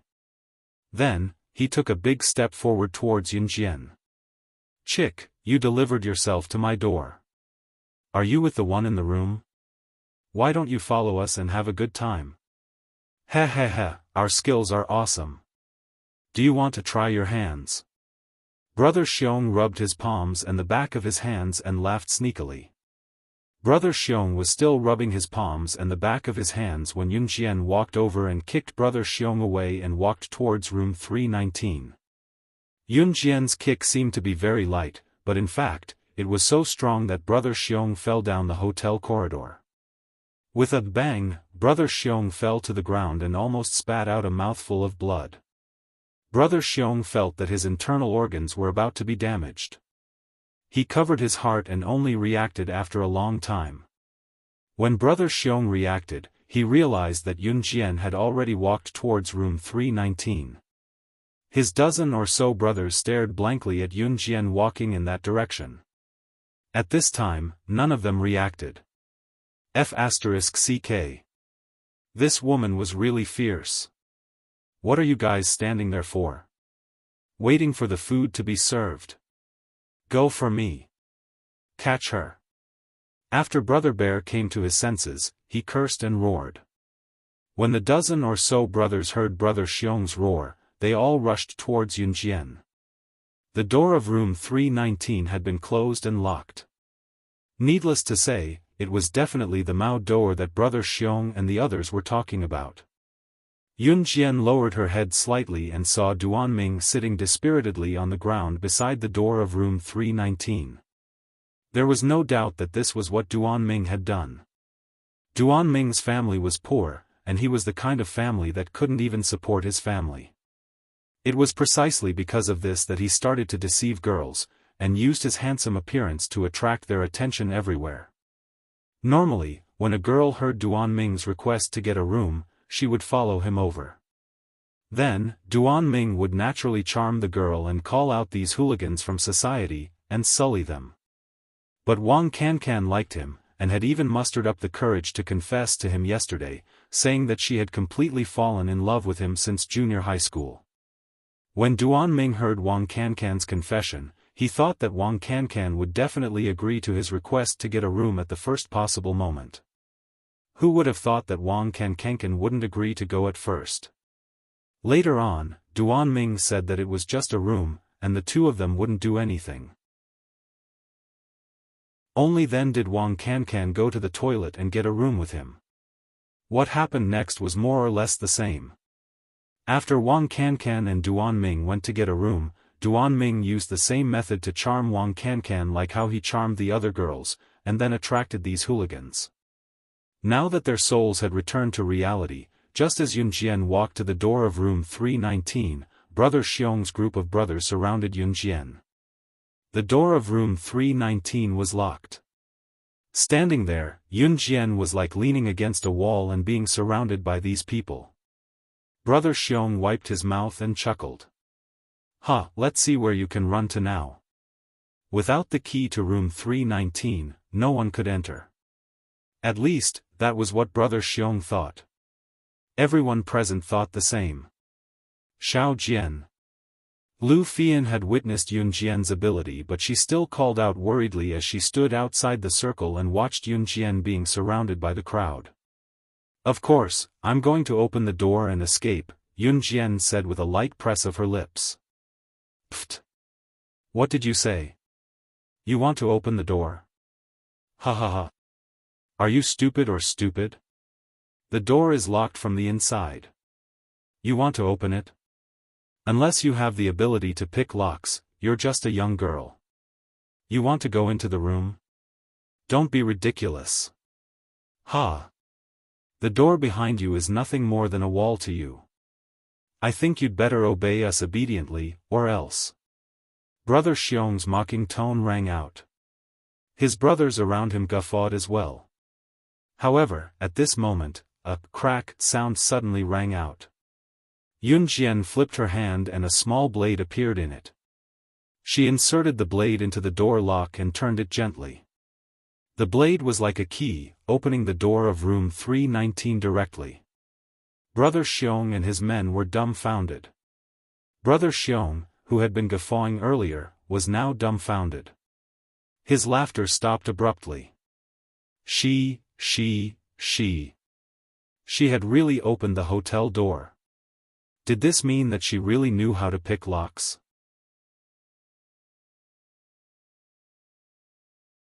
Chapter 1481. Such a young girl was actually a professional at picking locks? Brother Xiong and his group were all dumbfounded on the spot. They were all stunned on the spot, unable to react at all. Brother Xiong and his group watched as Yun Jian opened the door and entered. By the time they reacted, Yun Jian had already broken the door and entered. "Stop! Stop right there!" Only then did Brother Xiong and the others react. Yun Jian had already walked through the door. He shouted loudly, and then chased closely behind Yun Jian's footsteps. 5 minutes ago, room 319. Inside the room, Wang Cancan had just woken up when he found himself lying flat on the hotel bed. "Senior Duanming? Senior Duanming!" Wang Cancan shouted twice and realized that her mouth was dry. She raised her hand and gently placed it on her forehead, but felt that her hand was quite heavy. "Yo, the little beauty has already woken up?" At this time, the sound of the shower in the toilet stopped, and a fat body walked out of the hotel toilet. This fat figure weighed at least 160 kilograms, and was so fat and clumsy that it made people shudder. This person was the Mao Doer that Brother Xiong and the others were talking about. Mao Doer looked at Wang Cancan foolishly, as if he had seen some delicacies. He wanted nothing more than to pounce on Wang Cancan and push him down. But at this moment, Wang Cancan could not escape, so Mao Doer did not plan to pounce on him immediately. As for this meat, he had to slowly taste it before he could enjoy its taste. The fat Mao Doer rubbed his hands that were covered with black hairs as he walked towards Wang Cancan. "You? Who are you? Where's Senior Duanming?" Wang Cancan struggled to get up, but she suddenly felt that her body was as soft as mud, and she couldn't stand up no matter how hard she tried. He, little beauty, you won't be able to escape." "Who are you talking about, that brat Duanming?" "Huh, he's right at the door. He bought your first night for more than a dozen of US brothers. I'm the first one to enjoy you. Just stay where you are obediently and don't move. Big brother will dote on you right now." Mao Doer rubbed the back of his hands, and was about to pounce on Wang Cancan. "What? It's Senior Duanming. This is impossible." Wang Cancan's face was pale and powerless. She looked at Mao Doer and growled with certainty. Her Senior Duanming wouldn't betray her, he wouldn't. He wouldn't bring her to such a place just to sell her, but the drink that Senior Ming had given her when she was unconscious, when she woke up, she felt weak all over. Wang Cancan shook her head in disbelief, but she already knew what was going on. Who did this? She was just unwilling to admit it. "Pfft, little girl, there are no good men. You were tricked, blame yourself for being stupid." "Huh, Come over now and let big brother dote on you. Mao Dor chuckled and leaped towards Wang Cancan, who had collapsed on the floor beside the bed. Ah! Get lost! Scram! Wang Cancan had never thought that she would encounter such a thing. She screamed loudly and waved her hands, trying to wave away Mao Dor's disgusting hands that were covered in black hair. If one were to compare a girl's strength with a man's, there was no doubt that the man's strength was greater. Furthermore, Wang Cancan had taken a knockout drug. Her hands were completely stiff and could not be lifted at all. Mao Dor's dirty hands had already grabbed onto Wang Cancan's clothes, and just as Mao Dor was about to tear Wang Cancan's clothes apart, suddenly, Mao Dor was kicked so hard that she fell to the left side of the clothes rack. Wang Cancan had already thought of committing suicide in despair. She had even reached out to grab a glass on the bedside, intending to break the glass and swallow the glass to commit suicide. But Mao Dor was suddenly kicked away, causing Wang Cancan's eyes to widen. In the next second, what entered her eyes was Yun Jian's beautiful and exquisite face. As soon as Yun Jian entered the door, she kicked Mao Dor, who weighed 160 pounds, away. This scene caused Brother Xiong and the others who followed behind to be stunned on the spot. With Mao Dor's weight, even the strongest person in Brother Xiong's group couldn't lift him at all. And the result? This little girl kicked Mao Dor away as soon as she entered the door. She actually kicked Mao Dor away. Chapter 1482. Mao Dor, who had been kicked away, rebounded fiercely and then fell heavily to the ground. This scene once again shocked Brother Xiong and the others. Even Duan Ming and Lu Fian, who had poked their heads in from outside the door, were shocked. Then, the two of them were so shocked that they could not be described with words. Ugh, Mao Dor, who had been thrown against the wardrobe and then smashed to the ground, retched twice. He almost vomited out his lungs. The entire hotel room was only so big. When Yun Jian walked over, Mao Dor, who had been smashed against the wardrobe and then thrown to the ground, rolled naked into the corridor in front of Yun Jian. Yun Jian walked over and stepped on Mao Dor's abdomen, pushing Mao Dor away once again.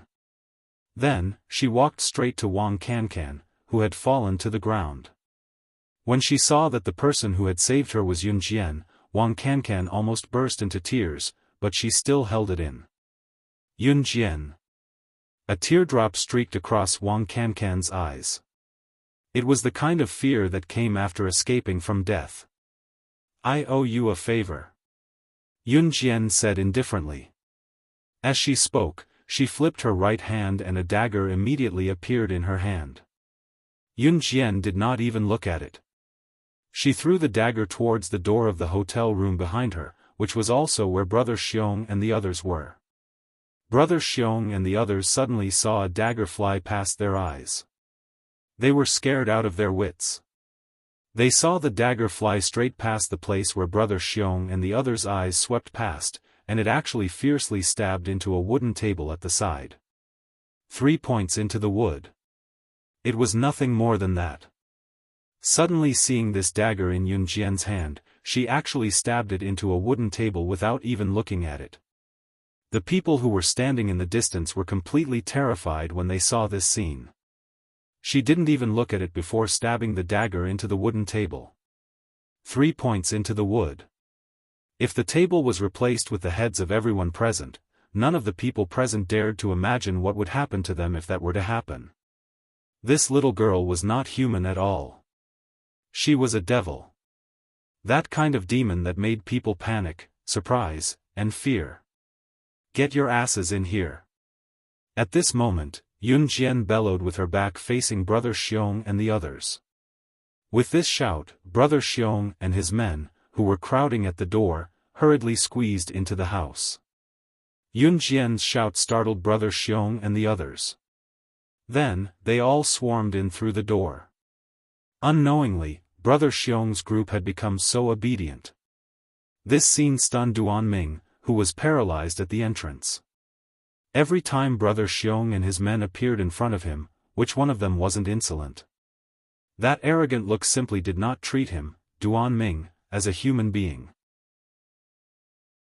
Every time Duan Ming tricked a girl, as if his entire body had been sucked out of him and was paralyzed at the entrance, Brother Xiong would sprinkle him with 10 or so Grandpa Mao, and then sprinkle Grandpa Mao over his head without treating him as a human at all. Duan Ming thought that Brother Xiong and his group could be so arrogant in front of anyone. But Duan Ming was wrong. Yun Jian was just a little girl in her teens, but she had the ability to order Brother Xiong and the others around. She had the strength to make Brother Xiong and his group obey her orders.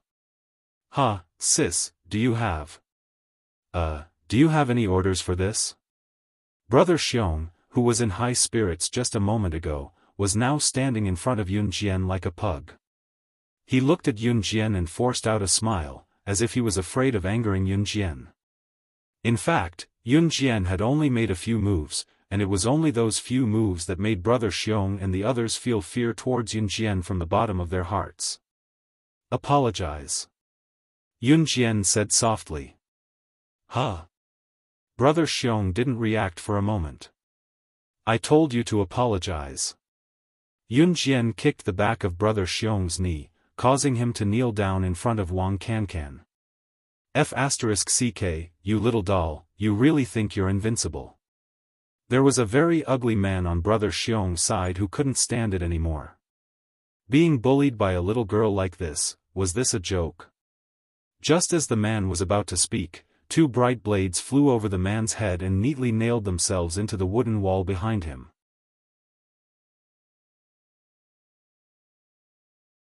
Chapter 1483. That blade had flown right over his head. Then it nailed into the wooden wall behind the man. At this moment, the man was so scared that he was completely dumbfounded. He turned around in a daze and looked at the 2 blades that had flown into the wooden wall. His eyes were lifeless. How many years of training would it take to achieve such a superb throwing knife technique?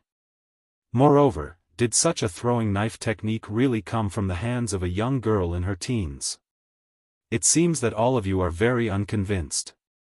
Then I can only use extreme methods to resolve today's matter. Yun Jian clenched her fists. Her red arc rose, and her entire person was like a god of death from hell, causing people to be terrified. Kacha kacha, Yun Jian clenched her fists, and a series of crisp sounds came from the bones of her fingers. This scene scared Brother Xiong out of his wits. He was afraid that he would be implicated, so he shouted at the brothers behind him, "All of you, apologize to Laozi. Quick! You bunch of useless pigs." With that, Brother Xiong hurriedly stood up, and then bent down to apologize to Wang Cancan. I apologize. It's all our fault today. It's all our fault. It's our fault. It's our fault. We deserve to die. Damn it. As Brother Xiong spoke, he even stretched out his hand and slapped himself on the face. At the same time, Brother Xiong's attention was always on Yun Jian, as if he was afraid that Yun Jian would kill him. Scram! Yun Jian said indifferently to Brother Xiong and the others. Then, she took off her coat and let Lu Fian drape it over Wang Cancan's body. Hey! Hey! We'll scram. Hearing that Yun Jian did not care about this matter, Brother Xiong and the others decided to escape first and come back to settle the score with Yun Jian next time.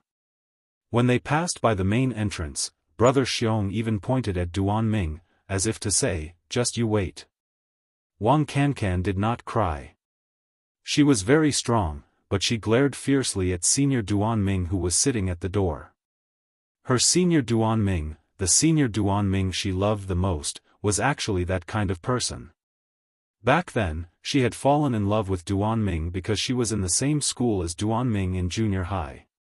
One time, during physical education class, her ping-pong ball had accidentally fallen into a smelly ditch in the school. Duan Ming was the only one who saw that she was in trouble and stood up to help her pick up the table tennis ball from the smelly ditch. At that time, Duan Ming was honest, well-behaved, and excellent in his studies. Wang Cancan silently liked him. When he reached high school, he even deliberately found out from others about the school that Duan Ming planned to enter, and then secretly entered the same high school as Duan Ming. However, Wang Cancan never have imagined that a person's living environment could change a person's mentality. Perhaps in the beginning, Duan Ming was an honest and well-behaved person, but living in a family that didn't even have enough to eat, if there was a job that could let him eat his fill, or even do bad things, Duan Ming would definitely do it without even thinking about it. Cancan, it's fine. It's fine. Let's go. Lu Fian put on her coat and glared fiercely at Wang Cancan, who was on top of Duan Ming at the entrance. She reached out and hugged Wang Cancan, patted Wang Cancan's back lightly, and whispered a few words. I'll send you back to school. Yun Jian had already retracted the dagger and throwing knife that she had thrown out. These daggers and throwing knives could be recycled and reused. She didn't have the habit of sticking these daggers and throwing knives into wooden stools and tables and then throwing them away.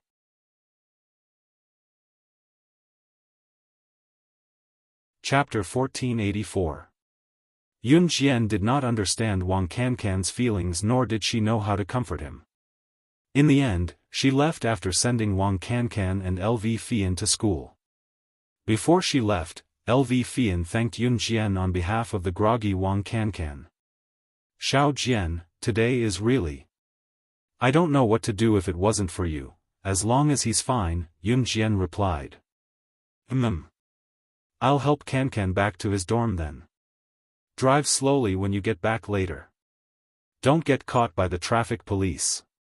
LV Fian reminded softly as Yun Jian was an underage driver. Yun Jian nodded and returned to her Lamborghini sports car. She only left when she saw LV Fian helping Wang Cancan into the school gate. On her way home, she received a call from Su Zetian. Yun Jian was now developing her legitimate business and mafia business.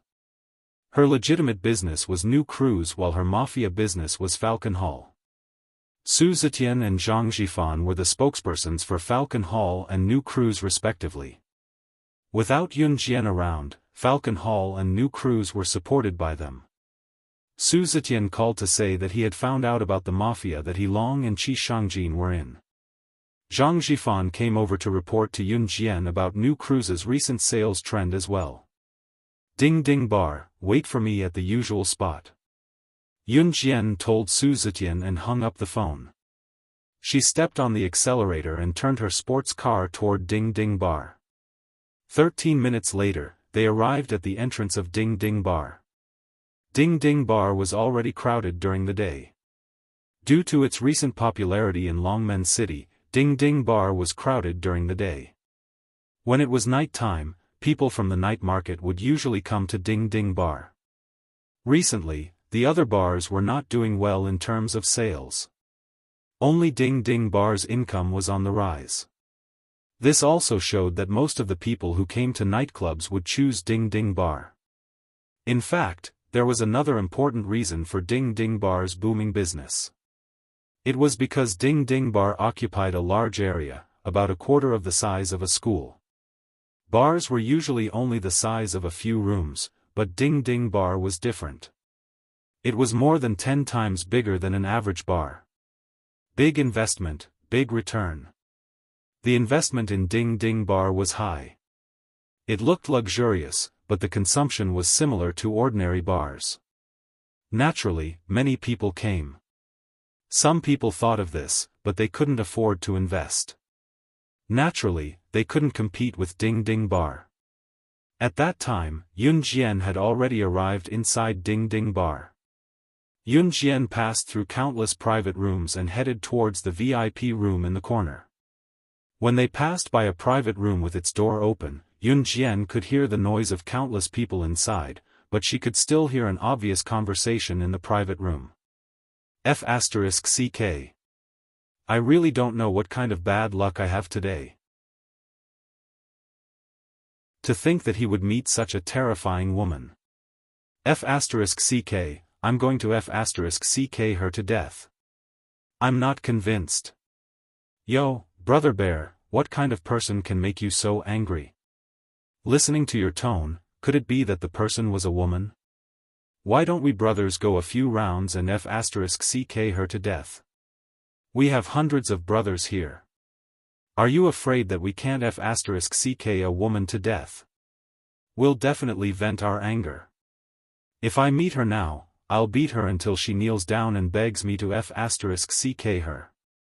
Ha ha ha. When a group of men gathered together, it wasn't surprising that they liked to talk dirty. Yun Jian was just passing by, but her ears were sharp. The words, "Brother Bear," made her raise her eyebrows slightly. Of course, Yun Jian didn't dodge on purpose. She walked directly through the door of the private room. It happened to be the trace of Brother Bear's disgusting obscenities. Brother Bear had been saying *ck, but when he saw Yun Jian appear in front of him naked, his face instantly darkened. She's the terrifying woman who made us apologize just now. Brother Bear saw that Yun Jian's eyes were on the road ahead and not looking into the private room at the entrance, so she did not hear him telling his other buddy that he would beat her until she kneeled and begged him to *ck her the next time he saw her. It was an extremely perverted threat. In the end, before Yun Jian could even make her way over, one of his slow-witted brothers actually bellowed at the sight of her. This roar made Brother Bear tremble with fear. Brother Bear had always been afraid of Yun Jian from the bottom of his heart. Although he wanted to take revenge, now wasn't the time. When Brother Bear's stupid brother roared, Yun Jian, who was about to ignore him and walk over, turned around. Her pure and beautiful appearance shocked everyone present. Chapter 1485. When Yun Jian glanced over, Brother Xiong and the rest who had seen Yun Jian's skills before were so frightened that their faces changed. The men who were discussing with Brother Xiong and the rest had not seen Yun Jian's skills. Now that they saw Yun Jian standing at the entrance and saw that Yun Jian was such a beautiful young lady, all of them started whistling. Oh my, such a beautiful young lady. Brother Xiong, are you sure this young lady is the one who is so powerful that she could subdue all of you by herself? One of the men whistled and walked towards Yun Jian. Then, he stood not far away and looked at Yun Jian for a long time before he finally asked. Such a beautiful young lady. Even I want to woo her and make her my girlfriend. Brother Xiong, no wonder you wanted to beat her up and made her beg you to *ck her. Ha ha ha. That was not all. The man who was whistling stared at Yun Jian's perfect face for a long time before he finally spoke. Brother Xiong was a little afraid that Yun Jian would make a move. However, he suddenly thought about it. This was a nightclub. This was the territory of these gang members. Moreover, today was Brother Xiong's gang's gathering. The gang leader had booked more than 10 private rooms. Now, all the people in the surrounding rooms were his brothers. There should be at least a few hundred people in this group. A few hundred people. Could it be that he, Brother Xiong, had to be afraid of Yun Jian, this stupid woman? Humph. From the looks of it, he should let this woman lick his knees today. Just now, she actually wanted him, Brother Xiong, to kneel down to Wang Cancan and apologize by slapping himself. If he did not take revenge for this, his name would be written in reverse. Yun Jian looked up slightly at the room. She did not care about the gazes and comments of outsiders. Otherwise, just based on her identity as the #1 secret agent in her previous life, how many people would look at her and gossip about her? Back then, there were even people who said that Yun Jian knew An Hun's leader. Then, they said that she knew An Hun's leader. The reason why she could sit at the top of the international secret agent ranking was all because she opened her legs and served An Hun's leader. Cough. Although she had met CE after her rebirth, she had relied entirely on her own abilities to climb up to that throne. She had not relied on anyone else. As the saying goes, it's up to you to decide what others say. You just have to walk your own path. Therefore, after hearing what these people said, Yun Jian decided to ignore them and walk forward. But just as Yun Jian took 2 steps forward and was about to ignore Brother Xiong and the others, Brother Xiong's roar rang out in time. Stop! It is you. Stop right there. You still haven't settled the score between us. You want to leave? No way. The reason why Brother Xiong suddenly became so arrogant was because over 100 people from his gang were gathered here. Could Yun Jian withstand the attacks of hundreds of people by herself? Puff! He didn't believe it. Yun Jian raised her eyebrows slightly and turned around. Originally, he thought that Brother Xiong and his group had already learned their lesson, but he didn't expect them to still be so stubborn. What? Yun Jian crossed her arms in front of her chest. Her frail body looked rather frail, but when she turned around, her sharp eyes seemed to be able to kill everyone present. Brother Xiong was so frightened by her sharp eyes that his body trembled violently. However, Brother Xiong still calmed himself down and pretended to be very calm as he looked at Yun Jian. I want you to apologize to us. Hee, otherwise, I will let you die a horrible death. Chapter 1486. Let me die a horrible death. Yun Jian seemed to have heard something interesting as she stopped and looked up at Brother Xiong and the rest, her tone tinged with interest. Don't think that I'm afraid of a little girl like you. I'm from the 9 Valleys gang. Our brothers are gathering here today. There are hundreds of us. If you know what's good for you, you'd better apologize quickly or else. How about I strip you naked and let all our brothers here enjoy you? Brother Xiong was quite afraid of Yun Jian in the beginning, but he was no longer afraid of Yun Jian when he saw that he had the upper hand. He revealed his trump card openly and waited for Yun Jian to beg for mercy. Brother Xiong thought that Yun Jian would be frightened by his words or kneel down and beg for mercy like he did earlier. He could then do whatever he wanted to Yun Jian and the rest. Yun Jian did not. Yun Jian remained with her arms crossed as she looked at Brother Xiong and the rest with interest. They were from the 9 Valleys gang. It piqued Yun Jian's interest. The 9 Valleys gang was the 2nd largest gang in Longmen City. When Dragon Head Gang, also known as Falcon Hall, was still in Su Zetian's hands, the 9 Valleys gang's influence had almost surpassed Dragon Head Gang. Since Yun Jian took over Dragon Head Gang and changed its name to Falcon Hall had become the biggest gang in Jia province. What was the 9 Valleys gang? They might have some status in Longmen City, but to Yun Jian's Falcon Hall, they were nothing more than a speck of dust that could not be bothered to clean up.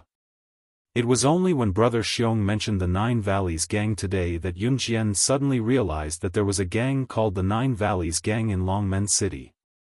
Seeing that Yun Jian did not speak, Brother Xiong paused and added, Why aren't you afraid? Why should I be afraid? Yun Jian simply walked in through the door of the private room. She randomly picked a leather sofa and sat down. Then, she propped her chin up with her elbow and sneered at Brother Xiong. Seeing that Yun Jian was so lazy as if she was at home, Brother Bear was very unhappy. However, just looking at Yun Jian's delicate face made Brother Bear's heart itch even more. Did you not hear it or did you not notice it? The people in the private rooms nearby are all brothers of the 9 Valleys gang. There are over 100 of them. You're a little girl, aren't you afraid? Besides, the 9 Valleys gang is Longmen City's 2nd largest gang. Are you really not afraid? I don't believe it. Big Brother Bear purposely emphasized the name of the 9 Valleys gang. Normally, when a girl heard that he was from a gang, her face would turn pale with fright. But when Yun Jian heard about the 9 Valleys gang, she heard that Brother Xiong and the others were from the same gang. It was as if he hadn't heard anything. 9 Valleys gang. Yun Jian suddenly called out softly. Hearing Yun Jian mention the 9 Valleys gang, Brother Bear thought that Yun Jian must be afraid, so he lifted his head and said proudly. That's right. I'm from the Nine Valleys gang.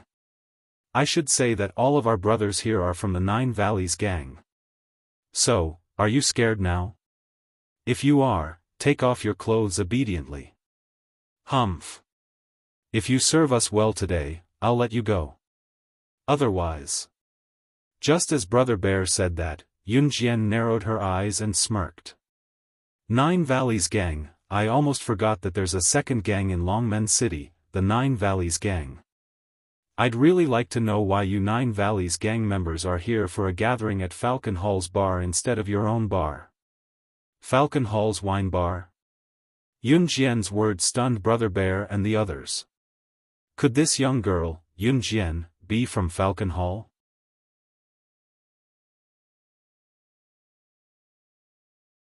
Chapter 1487. Yunjian's words sent Brother Xiong and the rest into a frenzy. Before they could say anything, however, Yunjian's voice rang again. Thanks for the reminder. There's still a Nine Valleys gang in Longmen City, but you won't live past tomorrow. A mountain could not accommodate two tigers. Yunjian's vision had never been limited to Longmen City.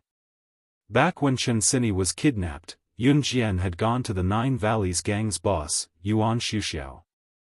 This was because Yuan Xiuxiao's sister, Yuan Xiaoyu, was the one who knew about the incident back then, or perhaps she was the one who plotted it. Yunjian did not pursue the matter, but it did not mean that she did not remember it.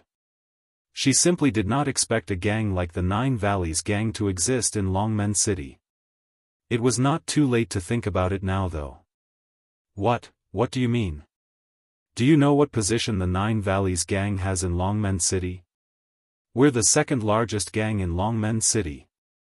Do you believe that I'll kill both of you?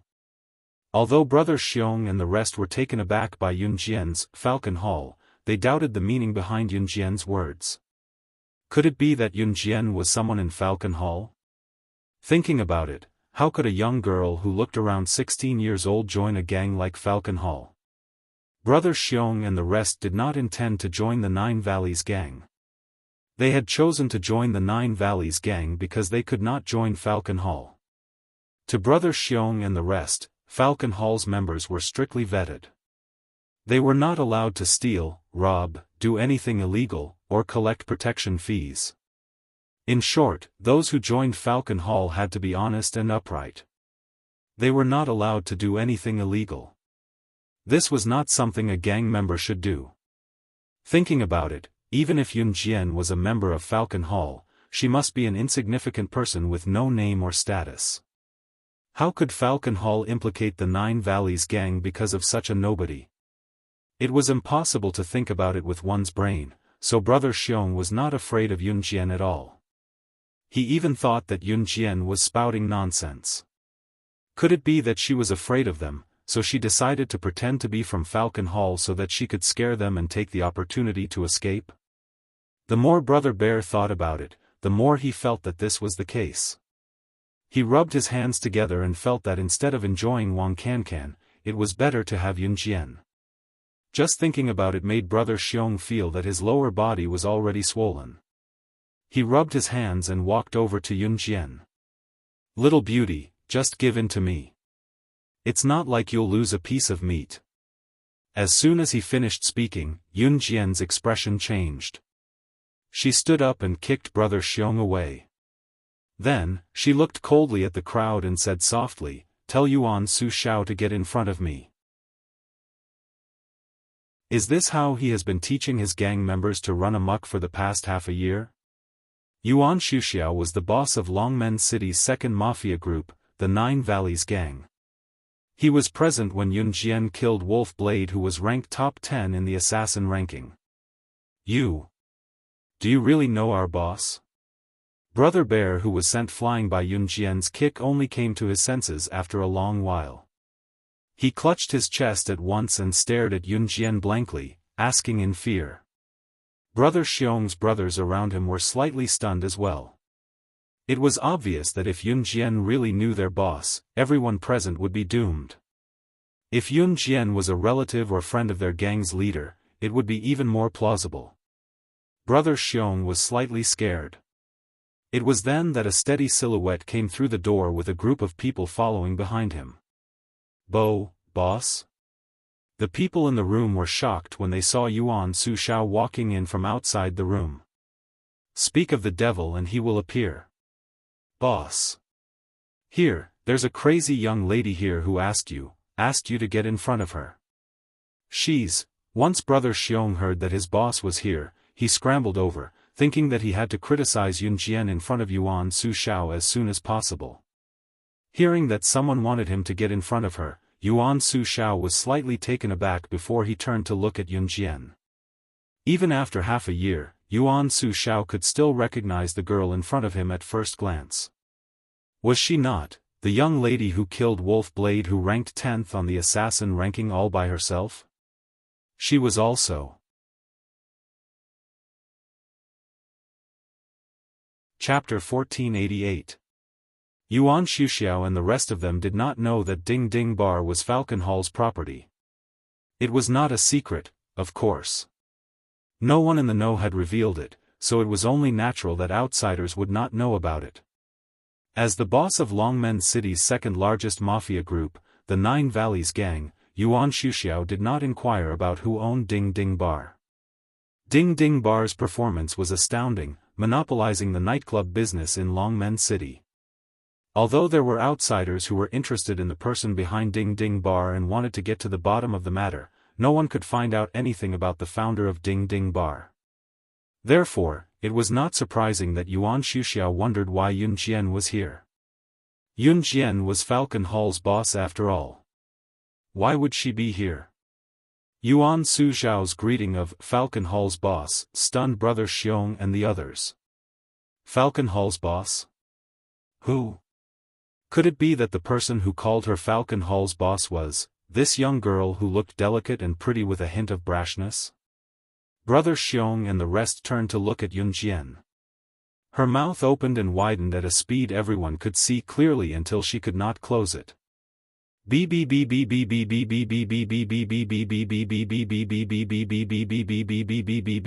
Are you saying, SSSS, this girl is Falcon Hall's BB boss? Brother Xiong asked Yuan Xuxiao in shock as he gaped at Yun Jian. Yun Jian was Falcon Hall's boss? This girl who was not even 18 yet was Falcon Hall's boss? What kind of joke was this? Go away. What girl? Don't talk nonsense. This is Falcon Hall's boss, slaying Luo. Yuan Xuxiao slapped Brother Xiong away when he heard the question and went to Yun Jian, like he was waiting for Yun Jian's reply. Brother Xiong and the rest were so scared that their faces turned pale. They stood there in a daze. He had thought that Yun Jian was just an ordinary girl and even had the thought of taking Yun Jian as any other girl and forcefully possessing her. Who would have thought, Yun Jian? Falcon Hall's boss, slaying Luo?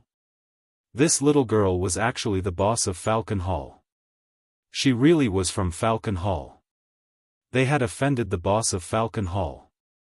The faces of Brother Xiong and the others darkened as if they had just eaten dog shit. Everyone in the room was stunned. Everyone stared at Yun Jian, who was standing in front of Yuan Sushao. Although she looked petite, her aura was so strong that no one could look at her directly. That was Longmen City's legend. That was Falcon Hall's boss, Rakshasa.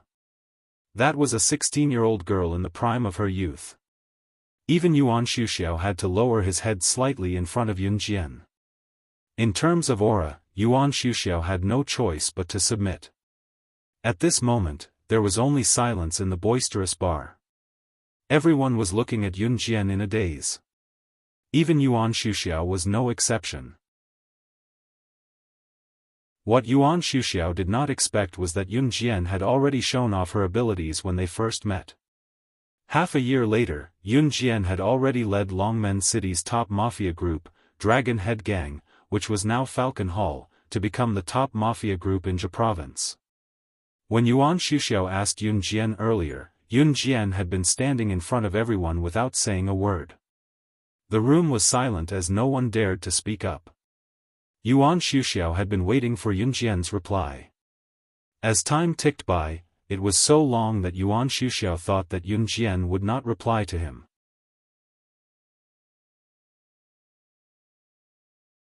Chapter 1489. Ding Ding Bar, was a property under her?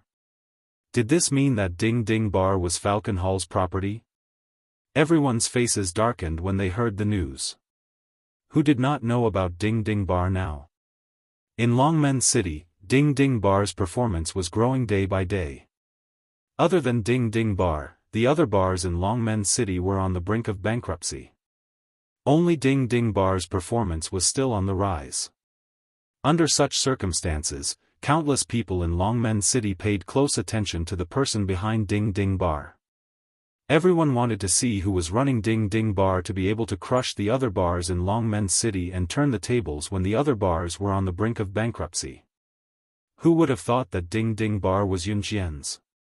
Ding Ding Bar was Falcon Hall's? Even Ding Ding Bar is Falcon Hall's property? Yuan Shuxiao was completely dumbfounded as well. He froze for a moment before asking Yun Jian. If it's not mine, then it's yours. Yun Jian smiled and pulled over a stool beside her to sit down. She crossed her right leg over her left leg and looked up at Yuan Shuxiao with a raised brow. No, that's not what I meant. Yuan Shuxiao was taken aback and was about to explain himself when he heard the call. Yun Jian, who was sitting on the stool in front of him, made a call and spoke to the person on the other end. Room 519, let's talk. Yuan Shuxiao didn't hear clearly what the person on the other end of the phone said, but he had a hunch that the person who came was definitely not a simple person. No one in the room dared to speak as Yuan Shuxiao waited for Yun Jian to speak. Yun Jian looked up at Yuan Shuxiao and said, "Your Nine Valleys gang has offended me. I'm very upset and want to wipe out your gang. What do you think?" Yun Jian said it casually, but Yuan Shuxiao broke out in a cold sweat when he heard it. Falcon Hall's boss, who offended you? I'll definitely find him and chase him out of the Nine Valleys gang. You. What Yuan Shuxiao was most afraid of had come. Falcon Hall was getting stronger now, which meant that his Nine Valleys gang was getting more dangerous. Yuan Shuxiao had been keeping a low profile for the past 6 months, afraid that he would go up against Yun Jian's Falcon Hall. In spite of it, what he was worried about had come without warning. Just as Yuan Shuxiao was about to admit his mistake and protect his Nine Valleys gang, Yun Jian cut him off. No need. I'll give you 2 choices. 1. Nine Valleys gangs. 2. Join Falcon Hall. She, Yun Jian, would never leave a tumor in Longmen City. Longmen was the headquarters after all. She would wipe out all the gangs in Longmen City without a doubt. Yuan Shuxiao's voicings, Yun Jian's, Yun's, Yun Jian's by Yun. Yun's Yun Jian was halfway through her words when 2 silhouettes entered the room. Both of them were dressed in formal suits.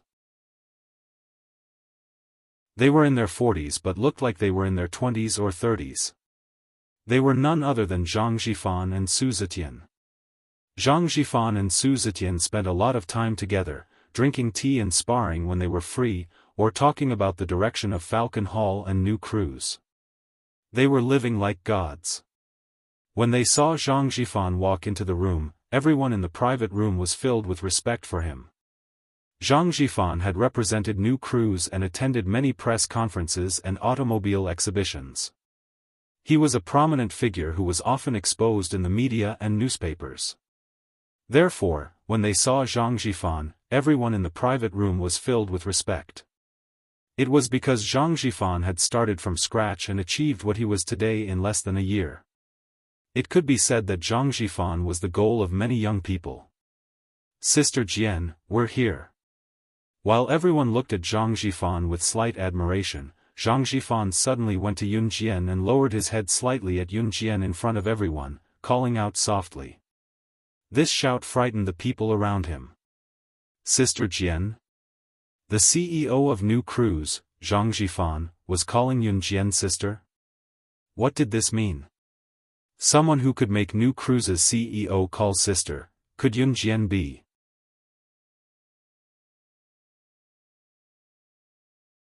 Chapter 1490. Yun Jian responded softly as if she was used to it. Her response made the surrounding people even more terrified. Rakshasa. Rakshasa. You. Don't tell me that new cruise is yours as well? Yuan Shuxiao looked at Yun Jian in fear and asked the question that was on everyone's mind in front of everyone. Yuan Shuxiao's question attracted everyone's attention. Yuan Suzhao's question was exactly what everyone was thinking. Therefore, when Yuan Suzhao asked this question, the surrounding people all turned to look at him. At that moment, everyone in the room had their eyes on Yun Jian.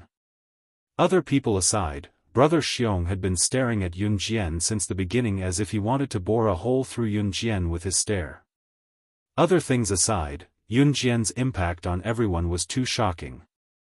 Not only was she the boss of Falcon Hall and the founder of Ding Ding Bar, but she was also the boss of New Cruise. Just as Yuan Shuxiao finished his question, Yun Jian wiped her lips and nodded lightly. Yes, is there a problem? Was there a problem? There was a problem. There was a huge problem. Yuan Shuxiao almost screamed out loud. Yun Jian had killed Wolf Blade, who was ranked 10th on the assassin leaderboard. That was already shocking enough. This was buried deep in Yuan Shuxiao's heart and he dared not say it out loud. Now, Yun Jian was not only the boss of Falcon Hall and the founder of Ding Ding Bar. She was even, New Cruise's director. Oh my God! Did she have to be so heaven-defying? She was only a 16-year-old girl. What was a 16-year-old doing? She was asking her parents for money, she was enjoying the throbbing heart of youth, she was in a relationship, and because she liked someone, she was doing everything she could to get to know him. What about Yun Jian? Yun Jian did not stand up from her seat. She tilted her head to look at Zhang Zhifan and said, "Report the profits for the past 6 months." As she spoke, she rested her slender fingers on the side of her forehead and closed her eyes to listen to Zhang Zhifan's report on his earnings. In the past 6 months, the headquarter company's net income is 100 million. Including the companies that joined, the net income is around 50 million. That's a total of 150 million. Since January, the net income has been increasing every month. It's about 5% every month. Zhang Zhifan was not afraid to let the people in the room know about this. He reported to Yun Jian in front of everyone. Every time he spoke, the Nine Valleys gang brothers in the private room would be dumbfounded. This company's income for the past 6 months was 150 million and it was increasing by 5% every month compared to the previous month. How much money would it be after a few years of development? And that was net income. How much is Ding Ding Bar's income this month? Yun Jian asked Zhang Zhifan with a hand on her forehead. This month's net income is 1 million. Su Zetian replied. Ding Ding Bar was not as profitable as New Cruise, but Ding Ding's net income was enough to scare a bunch of people to death. No wonder Falcon Hall did not allow their members to steal or rob commoners, nor did they allow them to collect protection fees. It was all because Yun Jian was rich. She did not need it at all. This teenage girl had a net worth of more than 100 million at such a young age. In this era, it was enough to scare people to death.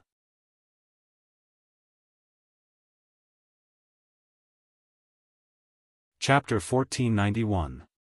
This was the result that Yun Jian wanted. Hearing Yuan Shuxiao's words, she curled her red lips into a faint smile. Welcome. Yun Jian did not have the habit of shaking hands. Sitting in her seat, she glanced up at Yuan Shuxiao and greeted him with a smile. Yun Jian did not like fighting and killing. She liked to recruit a bunch of people to her side without expending a single soldier. The truth was that Yun Jian had indeed recruited Yuan Shuxiao and his gang without expending a single soldier. Since the Nine Valleys gang has joined Falcon Hall now, I'll have to get rid of some trash before I join. Yun Jian placed her hands on both sides of the chair's armrests and pushed herself up gently. That pair of sharp eyes suddenly glanced sideways and stared straight at Brother Xiong and the others. Realizing how he had treated Yunjian earlier, Brother Xiong shook his head at Yunjian, looking like he was begging Yunjian not to remove them from the gang. That's them. Kick all of them out of the Nine Valleys gang. Yunjian pointed at Brother Xiong and his gang as she uttered the words with a soft smirk. What? We. Brother Xiong looked like he wanted to say something, but Yunjian had already turned to walk out of the door. Watching Yunjian walk out of the door and go further away, Brother Xiong and his gang could only watch but could not stop her. At this moment, their fates had been decided. Since Brother Xiong and his gang had offended Yunjian, the consequences would be unimaginably dire. After leaving the private room, Yunjian returned to the VIP room to discuss new cruise and Falcon Hall's direction with Zhang Xiaofan and Su Zetian before going home. She stayed at home for another day before heading back to Min City the next day. Ce returned to an Hun group as well. Qingyu was still in Longmen City, staying with Yunyi. Qingyu stayed in Longmen City with Gu Nianji. Si Luo was envious that Qingyu and Gu Nianji could stay together. She wanted to stay and go to school with both of them. However, each time Si Luo mentioned it, Shuang would drag her away with a dark expression like he could not poop for 300 years. He did not even give her a chance to consider. Yunjian's return to Min City's military academy had caused a stir before she even stepped through the school gates. She was not famous for her prowess but for going against the instructors. Her classmates who were at the food festival had seen Yunjian going to snatch the helicopter, but they did not see it clearly when Yunjian snatched the helicopter. Therefore, just as Yunjian returned to school and before she even stepped through the school gate, students were already pointing at her and whispering. Look, that girl's the one who's going against the instructors last week. She's amazing. She ran in front alone, and even a bunch of instructors couldn't catch up with her. Damn, this woman is so awesome. That's right. She's more than amazing. She's amazing. She's going against the instructors. She's digging her own grave. A large group of students who passed by pointed and gossiped about Yunjian. They had all seen how Yunjian went to snatch the helicopter.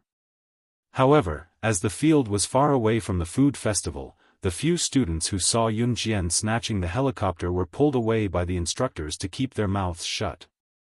Therefore, not many people knew about it. Yunjian ignored the gossip and went straight back to the classroom.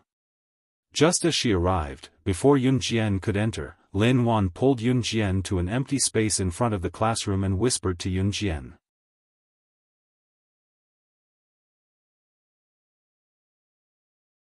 Chapter 1492. The students all thought that Yunjian had offended the instructors.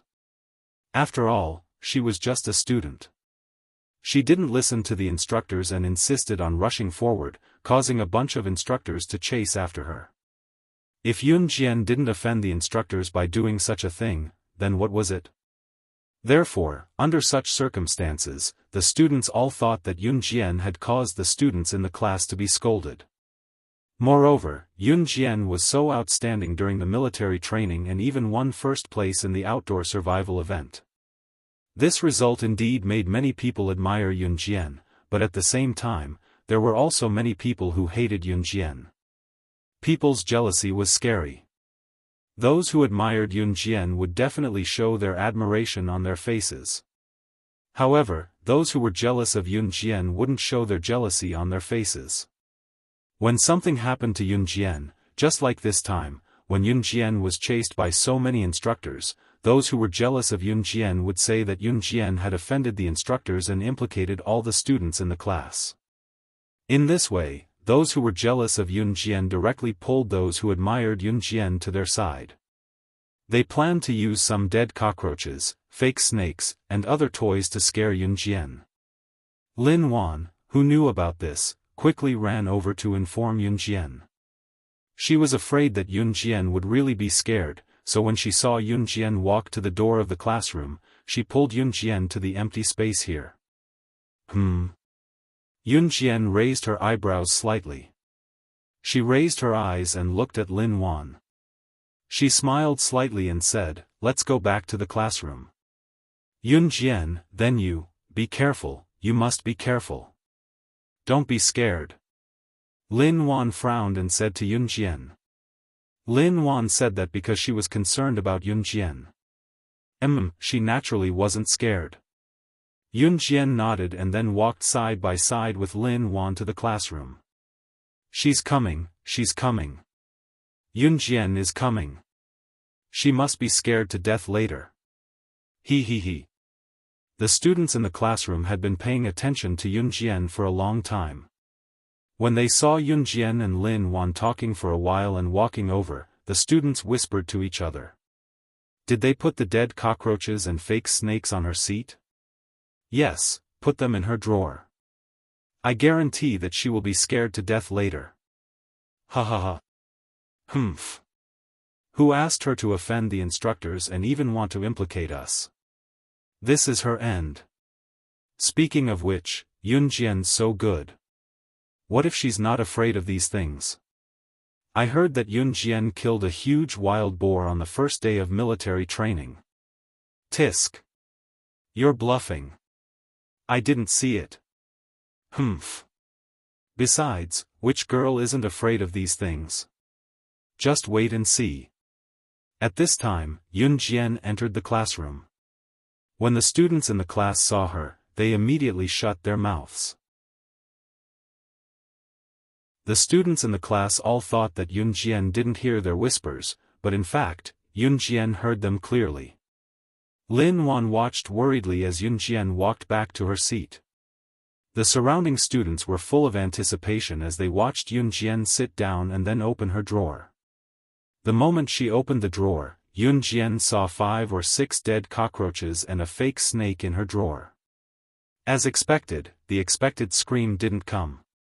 Yunjian grabbed the fake snake from her drawer and then looked at it for a few seconds. The students saw her frown slightly and whispered, "The workmanship of this snake is so rough.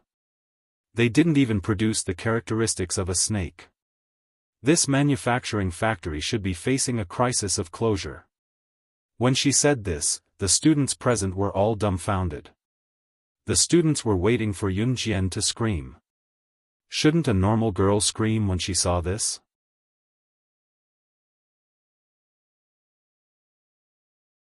Chapter 1493. The surrounding students were dumbfounded. After all, there weren't many people like Yunjian. Others were worried about whether they were afraid or not, but what about her? She actually directly evaluated this fake snake and concluded that the factory of this fake snake should have closed down. Ha ha ha. You can tell whether the factory of this snake has closed down just by looking at the workmanship of this snake. Pfft. I'm dying of laughter. It's simply. Do you think you have the ability to prophesy? Do you think you're a god? Or do you think you're a prophet? I'm dying of laughter. You're really going to make me die of laughter.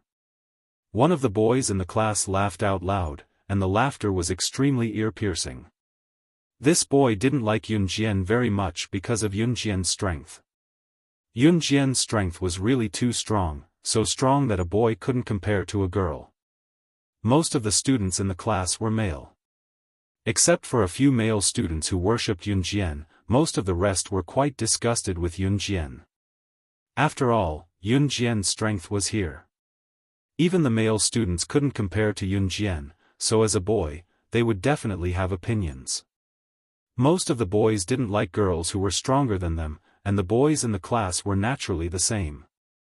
The boy who stood up to accuse Yunjian was having a good time. Just as he said that, another meek voice of a man rang out, "Young man, you're right. Cough cough. This fake snake was my childhood toy. That manufacturing factory has really closed down because this fake snake was manufactured by my uncle's factory. Now, the factory has been closed for more than 5 years. It was the boy who came to the classroom with the fake snake." The boy was very unwilling to admit this fact, but he couldn't. The truth was that he wasn't good at lying. As soon as these words came out, the face of the boy who just ridiculed Yun Jian instantly turned pale. It was as if he suddenly had constipation while squatting in the toilet. As soon as the boy who stood up and said that the factory had closed down finished speaking, Yun Jian threw the fake snake at the boy's face. The boy was suddenly embarrassed by his fake snake. His whole body trembled fiercely. Obviously, the moment he received the snake, even he didn't realize that this snake was his. It was fake and not real. Don't do such a childish thing in the future. You're targeting me this time. If you target an ordinary girl and she is scared to death by you, can you bear the consequences? Yun Jian looked down on such people the most. She sneered. There was once a news report that, as a joke, she used a toy like a fake snake to scare her classmates, and as a result, she was scared to death. Tisk, it's obvious. Pretending. Shameless. Lin Shuya, who had always been at odds with Yun Jian and was knocked out during the military training last time, had no idea what happened last time when the instructors put her fake corpse on an isolated island to scare the other students. She glanced at Yun Jian coldly, at odds with her as usual. By the way, I don't know if you know, but Officer Gu, who was said to be in trouble last time, was rescued from the dungeon of the world-famous underground black market boss, Glen's headquarters. I heard that no one has been able to come out of that dungeon alive since it was created. Hee, this time, someone brought someone out of the dungeon. I heard that it's a woman. She's so powerful. Some boys immediately changed the topic and began to whisper in an excited tone. At this point, everyone suddenly remembered that Yun Jian must have forced Instructor Yu to take her to save Officer Gu that day. After all, Officer Gu was Yun Jian's father. Therefore, after a while, their gazes immediately shifted to Yun Jian. Yun Jian, you should have also gone to that, the territory of the European and American underground black market boss, Glen, right? You should know about the dungeon of Glen's headquarters. As long as someone is caught, there is a rumor that they never come out again. Hey, then do you know who the first legendary woman to bring people out of the dungeon is? Someone suddenly realized that Yun Jian might know this, so he opened his mouth and asked Yun Jian. Heh, you're still asking her? It's just that last time, she provoked the instructor and had to go along to cause trouble. People like her are doing it on purpose. Causing trouble for no reason. You're still asking her, can she know about this? Immediately, there were voices of protest. However, everyone around still turned their expectant gazes to Yun Jian. At that time, everyone was very interested in this matter. The dungeon had been built for decades. In these decades, there were many powerful people who went in, but no one had ever been able to successfully escape. There were even rumors that in a place like the dungeon, no one in this world had the ability to escape from there. But now, the person who brought people out of the dungeon had appeared. The students in the class were all very gossipy and wanted to know, so they all turned their heads to look at Yun Jian.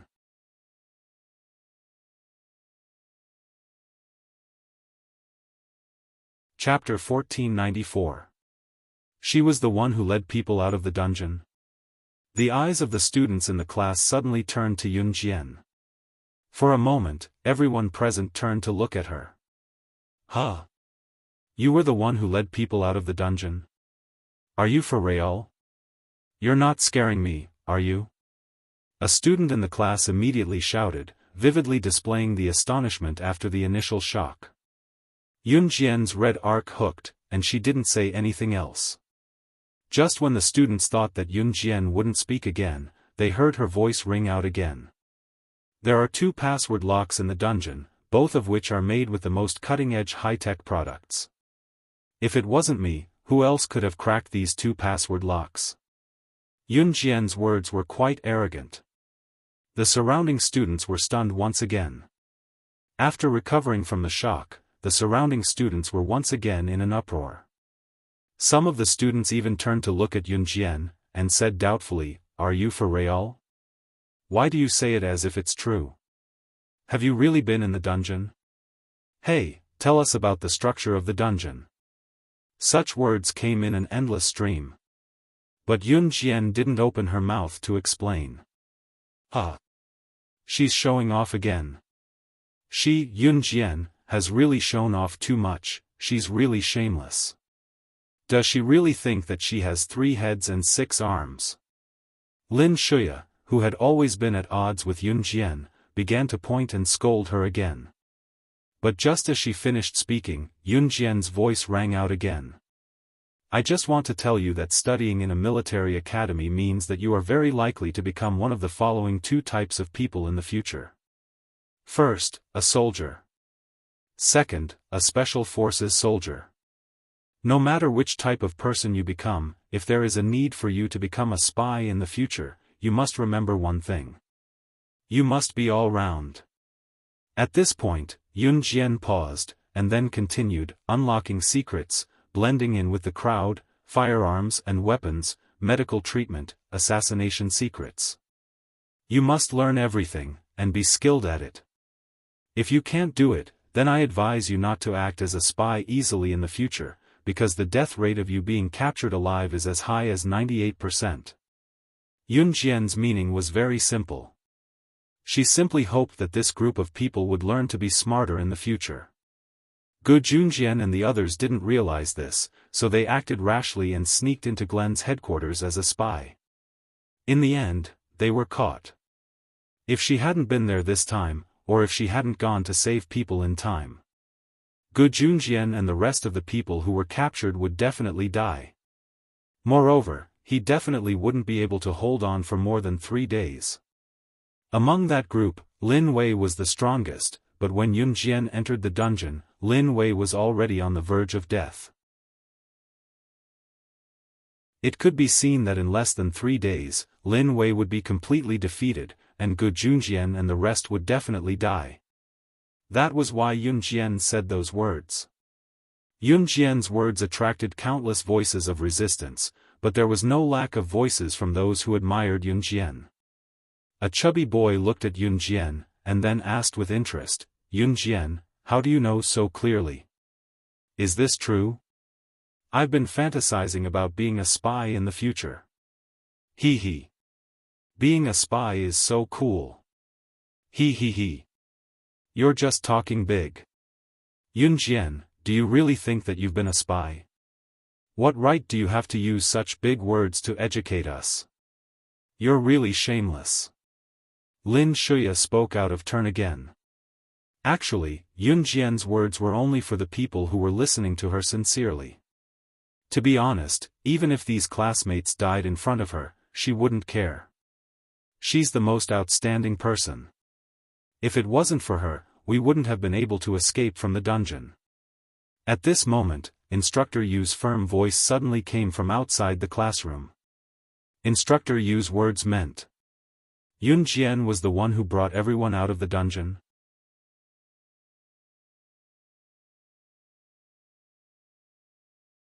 Chapter 1495. Yu Xiaoluo's words attracted everyone's attention. If Yun Jian's words were not convincing enough, then in the military academy, the instructor's words were absolutely persuasive. Therefore, as soon as Yu Xiaoluo's voice fell, the students in the class were in an uproar. Even if Yun Jian was not the legendary figure who had led her men out of the dungeon, she was probably not too far off from it. As for whether this was the case, looking at Instructor Yu, he would not say it clearly. Her classmates did not think that Yun Jian's words could be trusted. However, there were still students who were quite interested in this matter. Instructor Yu, are you telling the truth? Didn't the whole school stir up last time? They said that Yun Jian provoked the instructors and wanted to implicate the students in our class. Instructor Yu was a relatively easygoing instructor. Usually, when the students asked him some more explicit questions, Instructor Yu would not scold the students. Therefore, when the students saw Instructor Yu, they would ask what they wanted to ask. At this moment, a tall and thin boy opened his mouth and asked Yu Xiaoluo. What do you mean? What do you mean by provoked the instructors? Pfft. The students in your class. That's why your imagination is so rich, ha. Really? I don't know what to say about you guys. Hearing the students around him say that Yun Jian provoked the instructors, Yu Xiaoluo almost laughed until his saliva was spat out. Yun Jian provoked the instructors? Where did this group of students hear this joke from? Yu Xiaoluo forced a smile and finally stopped himself from laughing out loud. He put his hand to his mouth and coughed twice, then said, Yun Jian has made a great contribution this time. I came to your classroom to find her now to ask her to receive the award. Yu Xiaoluo said word by word. When these words just came out, the students in the class were all in a state of shock. What? Receive the award? What award? Yun Jian didn't provoke the instructors last time, but made a great contribution? In fact, the students in the class didn't know. If they knew that Yun Jian not only made a great contribution, but also helped the Interpol team to capture the arrogant Glenn who couldn't be arrested in these years, countless agents lost their lives here. She also saved Gu Junjian and a large group of agents who were locked in the dungeon and failed to infiltrate the territory of the European and American underground black market boss, who belonged to the country. This contribution was not just one aspect, it could be considered as a comprehensive contribution. Yun Jian's contribution could not be highlighted by the award alone. Yun Jian, come with me to receive the award. Yu Xiaoluo turned as he spoke and turned his eyes to Yun Jian. Yun Jian stood up from her seat and went to Yu Xiaoluo. Under the envious gazes of the class students in the class, Yun and Yu disappeared from the class. After Yu Xiaoluo, the students in the class were once again. She's really amazing. I'm so impressed. She's a girl but she can actually do this. Even those who were full of opinions about Yun Jian couldn't help but admire her now. At the same time, Yun Jian was brought to the office by Yu Xiaoluo. The people sitting in the office were usually teachers of Chinese, mathematics, English, and other major subjects. Usually, the instructors and coaches had their own offices, unlike the teachers of these major subjects. At this moment, not only were there teachers of Chinese, mathematics, and English major subjects standing in the office, there were also leaders in military uniforms. Yu Xiaoluo led Yun Jian into the office and pointed at a middle-aged man who looked like a leader in formal attire not far away. He's the principal of Min City Military Academy, Principal Ma. After Yu Xiaoluo introduced Principal Ma to Yun Jian, he introduced Yun Jian again. Principal Ma narrowed his eyes and smiled at Yun Jian. He walked over and extended his hand to Yun Jian. Ha ha ha. I didn't expect the younger generation of Min City Military Academy to be so outstanding.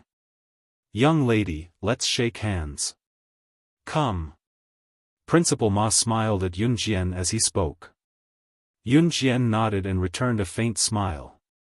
Then, she said indifferently, sorry, I'm not used to shaking hands with people. Who was Principal Ma? He was the principal of Min City Military Academy. When normal people saw Principal Ma, which one of them wouldn't pounce on him to befriend him? However, this time, Principal Ma personally extended his hand to Yun Jian to express his goodwill.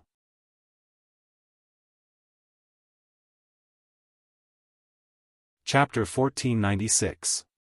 Ahem. Huh, it's fine, it's fine. You're a good girl. Principal Ma smiled awkwardly.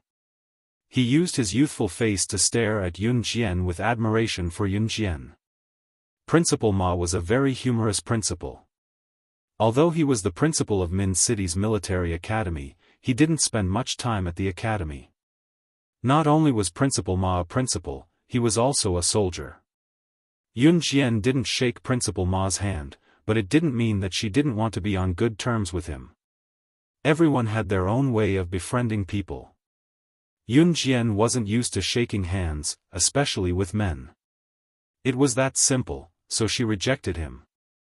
Principal Ma was a smart person. After hearing Yun Jian's words, he didn't feel awkward. Instead, he smiled at Yun Jian and remained silent for a while before speaking. It's all thanks to you this time. If it wasn't for you. Principal Ma wanted to say more to thank Yun Jian, but Yun Jian interrupted him. I was only trying to save my dad, so you don't have to thank me. Yun Jian didn't mean anything else. She was indeed trying to save Gu Junjian. Ahem, haha. I know that. You've done a great job too. It was the first time Principal Ma spoke so kindly to a student. Even though Yun Jian's words weren't very nice, and even though Yun Jian didn't mean anything bad, Principal Ma still spoke to Yun Jian in a friendly manner. The teachers in the office felt that this scene was a little inconceivable. There were also instructors standing around, but most of them were listening to Principal Ma and Yun Jian's conversation. Ahem. Oh right, Yun Jian, Principal Ma asked you to come here because he has something important to tell you. This. Why don't we go somewhere else to talk? Yu Xiaoluo said when the atmosphere was slightly awkward. Let's talk outside. Yun Jian naturally knew that some things weren't convenient to say in front of everyone. Moreover, there were other teachers in the office. Thus, she nodded and replied. Yun Jian, Principal Ma, and Yu Xiaoluo walked out of the office. In a garden somewhere in the school. Yun Jian, Principal Ma, and Yu Xiaoluo stood in one of the aisles in the flower bed. There weren't many people here, and students usually didn't come here to play after class. The flower bed was closer to the teacher's dormitory, so some teachers would take a shortcut to the flower bed in order to get there early. What is it? Just say it. Standing in front of Principal Ma and Yu Xiaoluo, Yun Jian looked up at them and spoke softly. Logically speaking, a student standing in front of the principal and instructor should be so afraid that he would lower his head and not dare to look at the principal and instructor. Why was it that when it came to Yun Jian, it seemed that Principal Ma and Yu Xiaoluo were the students, while she was the principal, Yun Jian? Ahem, you explain. Principal Ma asked Yu Xiaoluo to explain for him. Okay. It's like this. Principal Ma heard about your performance at that time and combined with your amazing performance so far, so he agreed to let you participate in the selection of Z Country Special Forces to go to the hunting school this year. I'm sure you already know what kind of place the hunting school is. The death rate there is so high, so we definitely won't send people there easily. Before we send our Special Forces candidates to the hunting school, there will be a selection. There are about 2 classes and about 100 Special Forces soldiers participating in the selection. If they win and become the top 3 in the end, they can represent our country and officially go to the hunting school. Originally, you have to enter the elite class before you can be observed to see if you have the qualifications to participate in the selection. However, Principal Ma saw how outstanding you are, so he decided to make an exception and let you participate in the selection this year.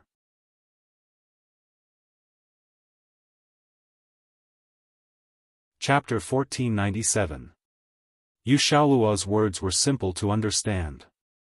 What he meant was that Principal Ma thought that Yun Jian was quite capable. This time, she had even rescued everyone from the dungeon and had even assisted the Interpol in arresting Glenn. All these actions showed that her performance during the military training, as well as various physical fitness standards, was enough to qualify her to participate in the selection to go to the hunting school. Therefore, Principal Ma recommended Yun Jian to go. Originally, as a student, Yun Jian did not have the right to go to such a selection event. After all, everyone knew what kind of place the hunting school was. Of course, Yun Jian was not an ordinary person. Principal Ma also analyzed this point, so he decided to recommend Yun Jian to go to the selection. However, it did not mean that Yun Jian could go to the hunting school directly just because she was recognized by Principal Ma. Under the situation where the Special Forces represented Z Country to go to the hunting school for training, they had to choose who to go to the hunting school. Although the hunting school was scary, it was also a place that countless Special Forces dreamed of going to. Therefore, Principal Ma meant that he would do his best to send Yun Jian to the selection field. As for what would happen next, it would depend on Yun Jian's own ability. The selection competition at the selection field should be extremely strict, especially during the selection period. There will be a month-long training. Within a month, more than 100 special forces will be eliminated. On the last day, only the top 3 will be left. These 3 will represent Z country to go to the hunting school. So, Yun Jian, are you going to participate? After explaining the general rules, Yu Xiaoluo turned to ask Yun Jian. Yu Xiaoluo had always remembered that Yun Jian had said that she wanted to go to the hunting school. Now that there was a chance, he helped Yun Jian save the spot. Yes, Yun Jian nodded. Needless to say, Yun Jian would definitely choose to participate in such an opportunity. The hunting school was a place that the special forces yearned for, but to Yun Jian, it was just a platform for her to train her skills and engage in actual combat. She could bring her strength back to the peak of her previous life, nothing more. Alright, 1 month later, the military academy will apply for leave for you and send you to the selection grounds. You just need to be prepared. You don't have to bring too many things, everything will be prepared for you over there. After Yu Xiaoluo got Yun Jian's affirmative answer, he told Yun Jian about his plan. Yes. Yun Jian nodded gently. Alright, you can go back now. The selection will be held in a month's time. I have already contacted Old Gu about the other matters. I believe he will help you settle them, Yu Xiaoluo said. By the time Yun Jian returned to the classroom, the first class had already ended. The students in the class all stood up from their seats, and some of them wandered in the corridor. The classroom was brightly lit at night, so no one noticed that Yun Jian had returned to her seat. Yun Jian, come here, come here. Lin Wan waved at Yun Jian. Yun Jian saw Lin Wan waving at her, so she walked over. Why didn't Muing come to school tonight? Lin Wan frowned and asked Yun Jian. Maybe something happened at home. Yun Jian nodded. Actually, it was because Mad Dragon was about to return to Kosha mercenaries, so Muing didn't come. Oh. Lin Wan nodded as she realized what was going on. Then Lin Wan moved closer to Yun Jian, winked at Yun Jian, and said, Yun Jian, do you want to go to a concert with us this Saturday? It's just me and a few girls from other classes that I just met. They invited me, so I wanted to ask you and Muing to go together. I'm not going. Yun Jian rejected with 2 words. Yun Jian, just go, it's just a few girls from other classes in our school, there's no one else, just come with us. Lin Wan heard that Yun Jian didn't want to go, so she reached out and shook Yun Jian's hand. I'm not interested. Yun Jian nodded. Just as she finished speaking, Yun Jian's gaze fell on the concert invitation on Lin Wan's desk. When she saw the portrait on the concert invitation, Yun Jian pointed at it lightly and asked, why are you here? Whose concert? Her, it's her. Lin Wan replied with a confused expression, you're tuning into the Xiaofan's Wuxia Tales YouTube channel. Don't forget to subscribe and join us on this journey to catch the most captivating stories.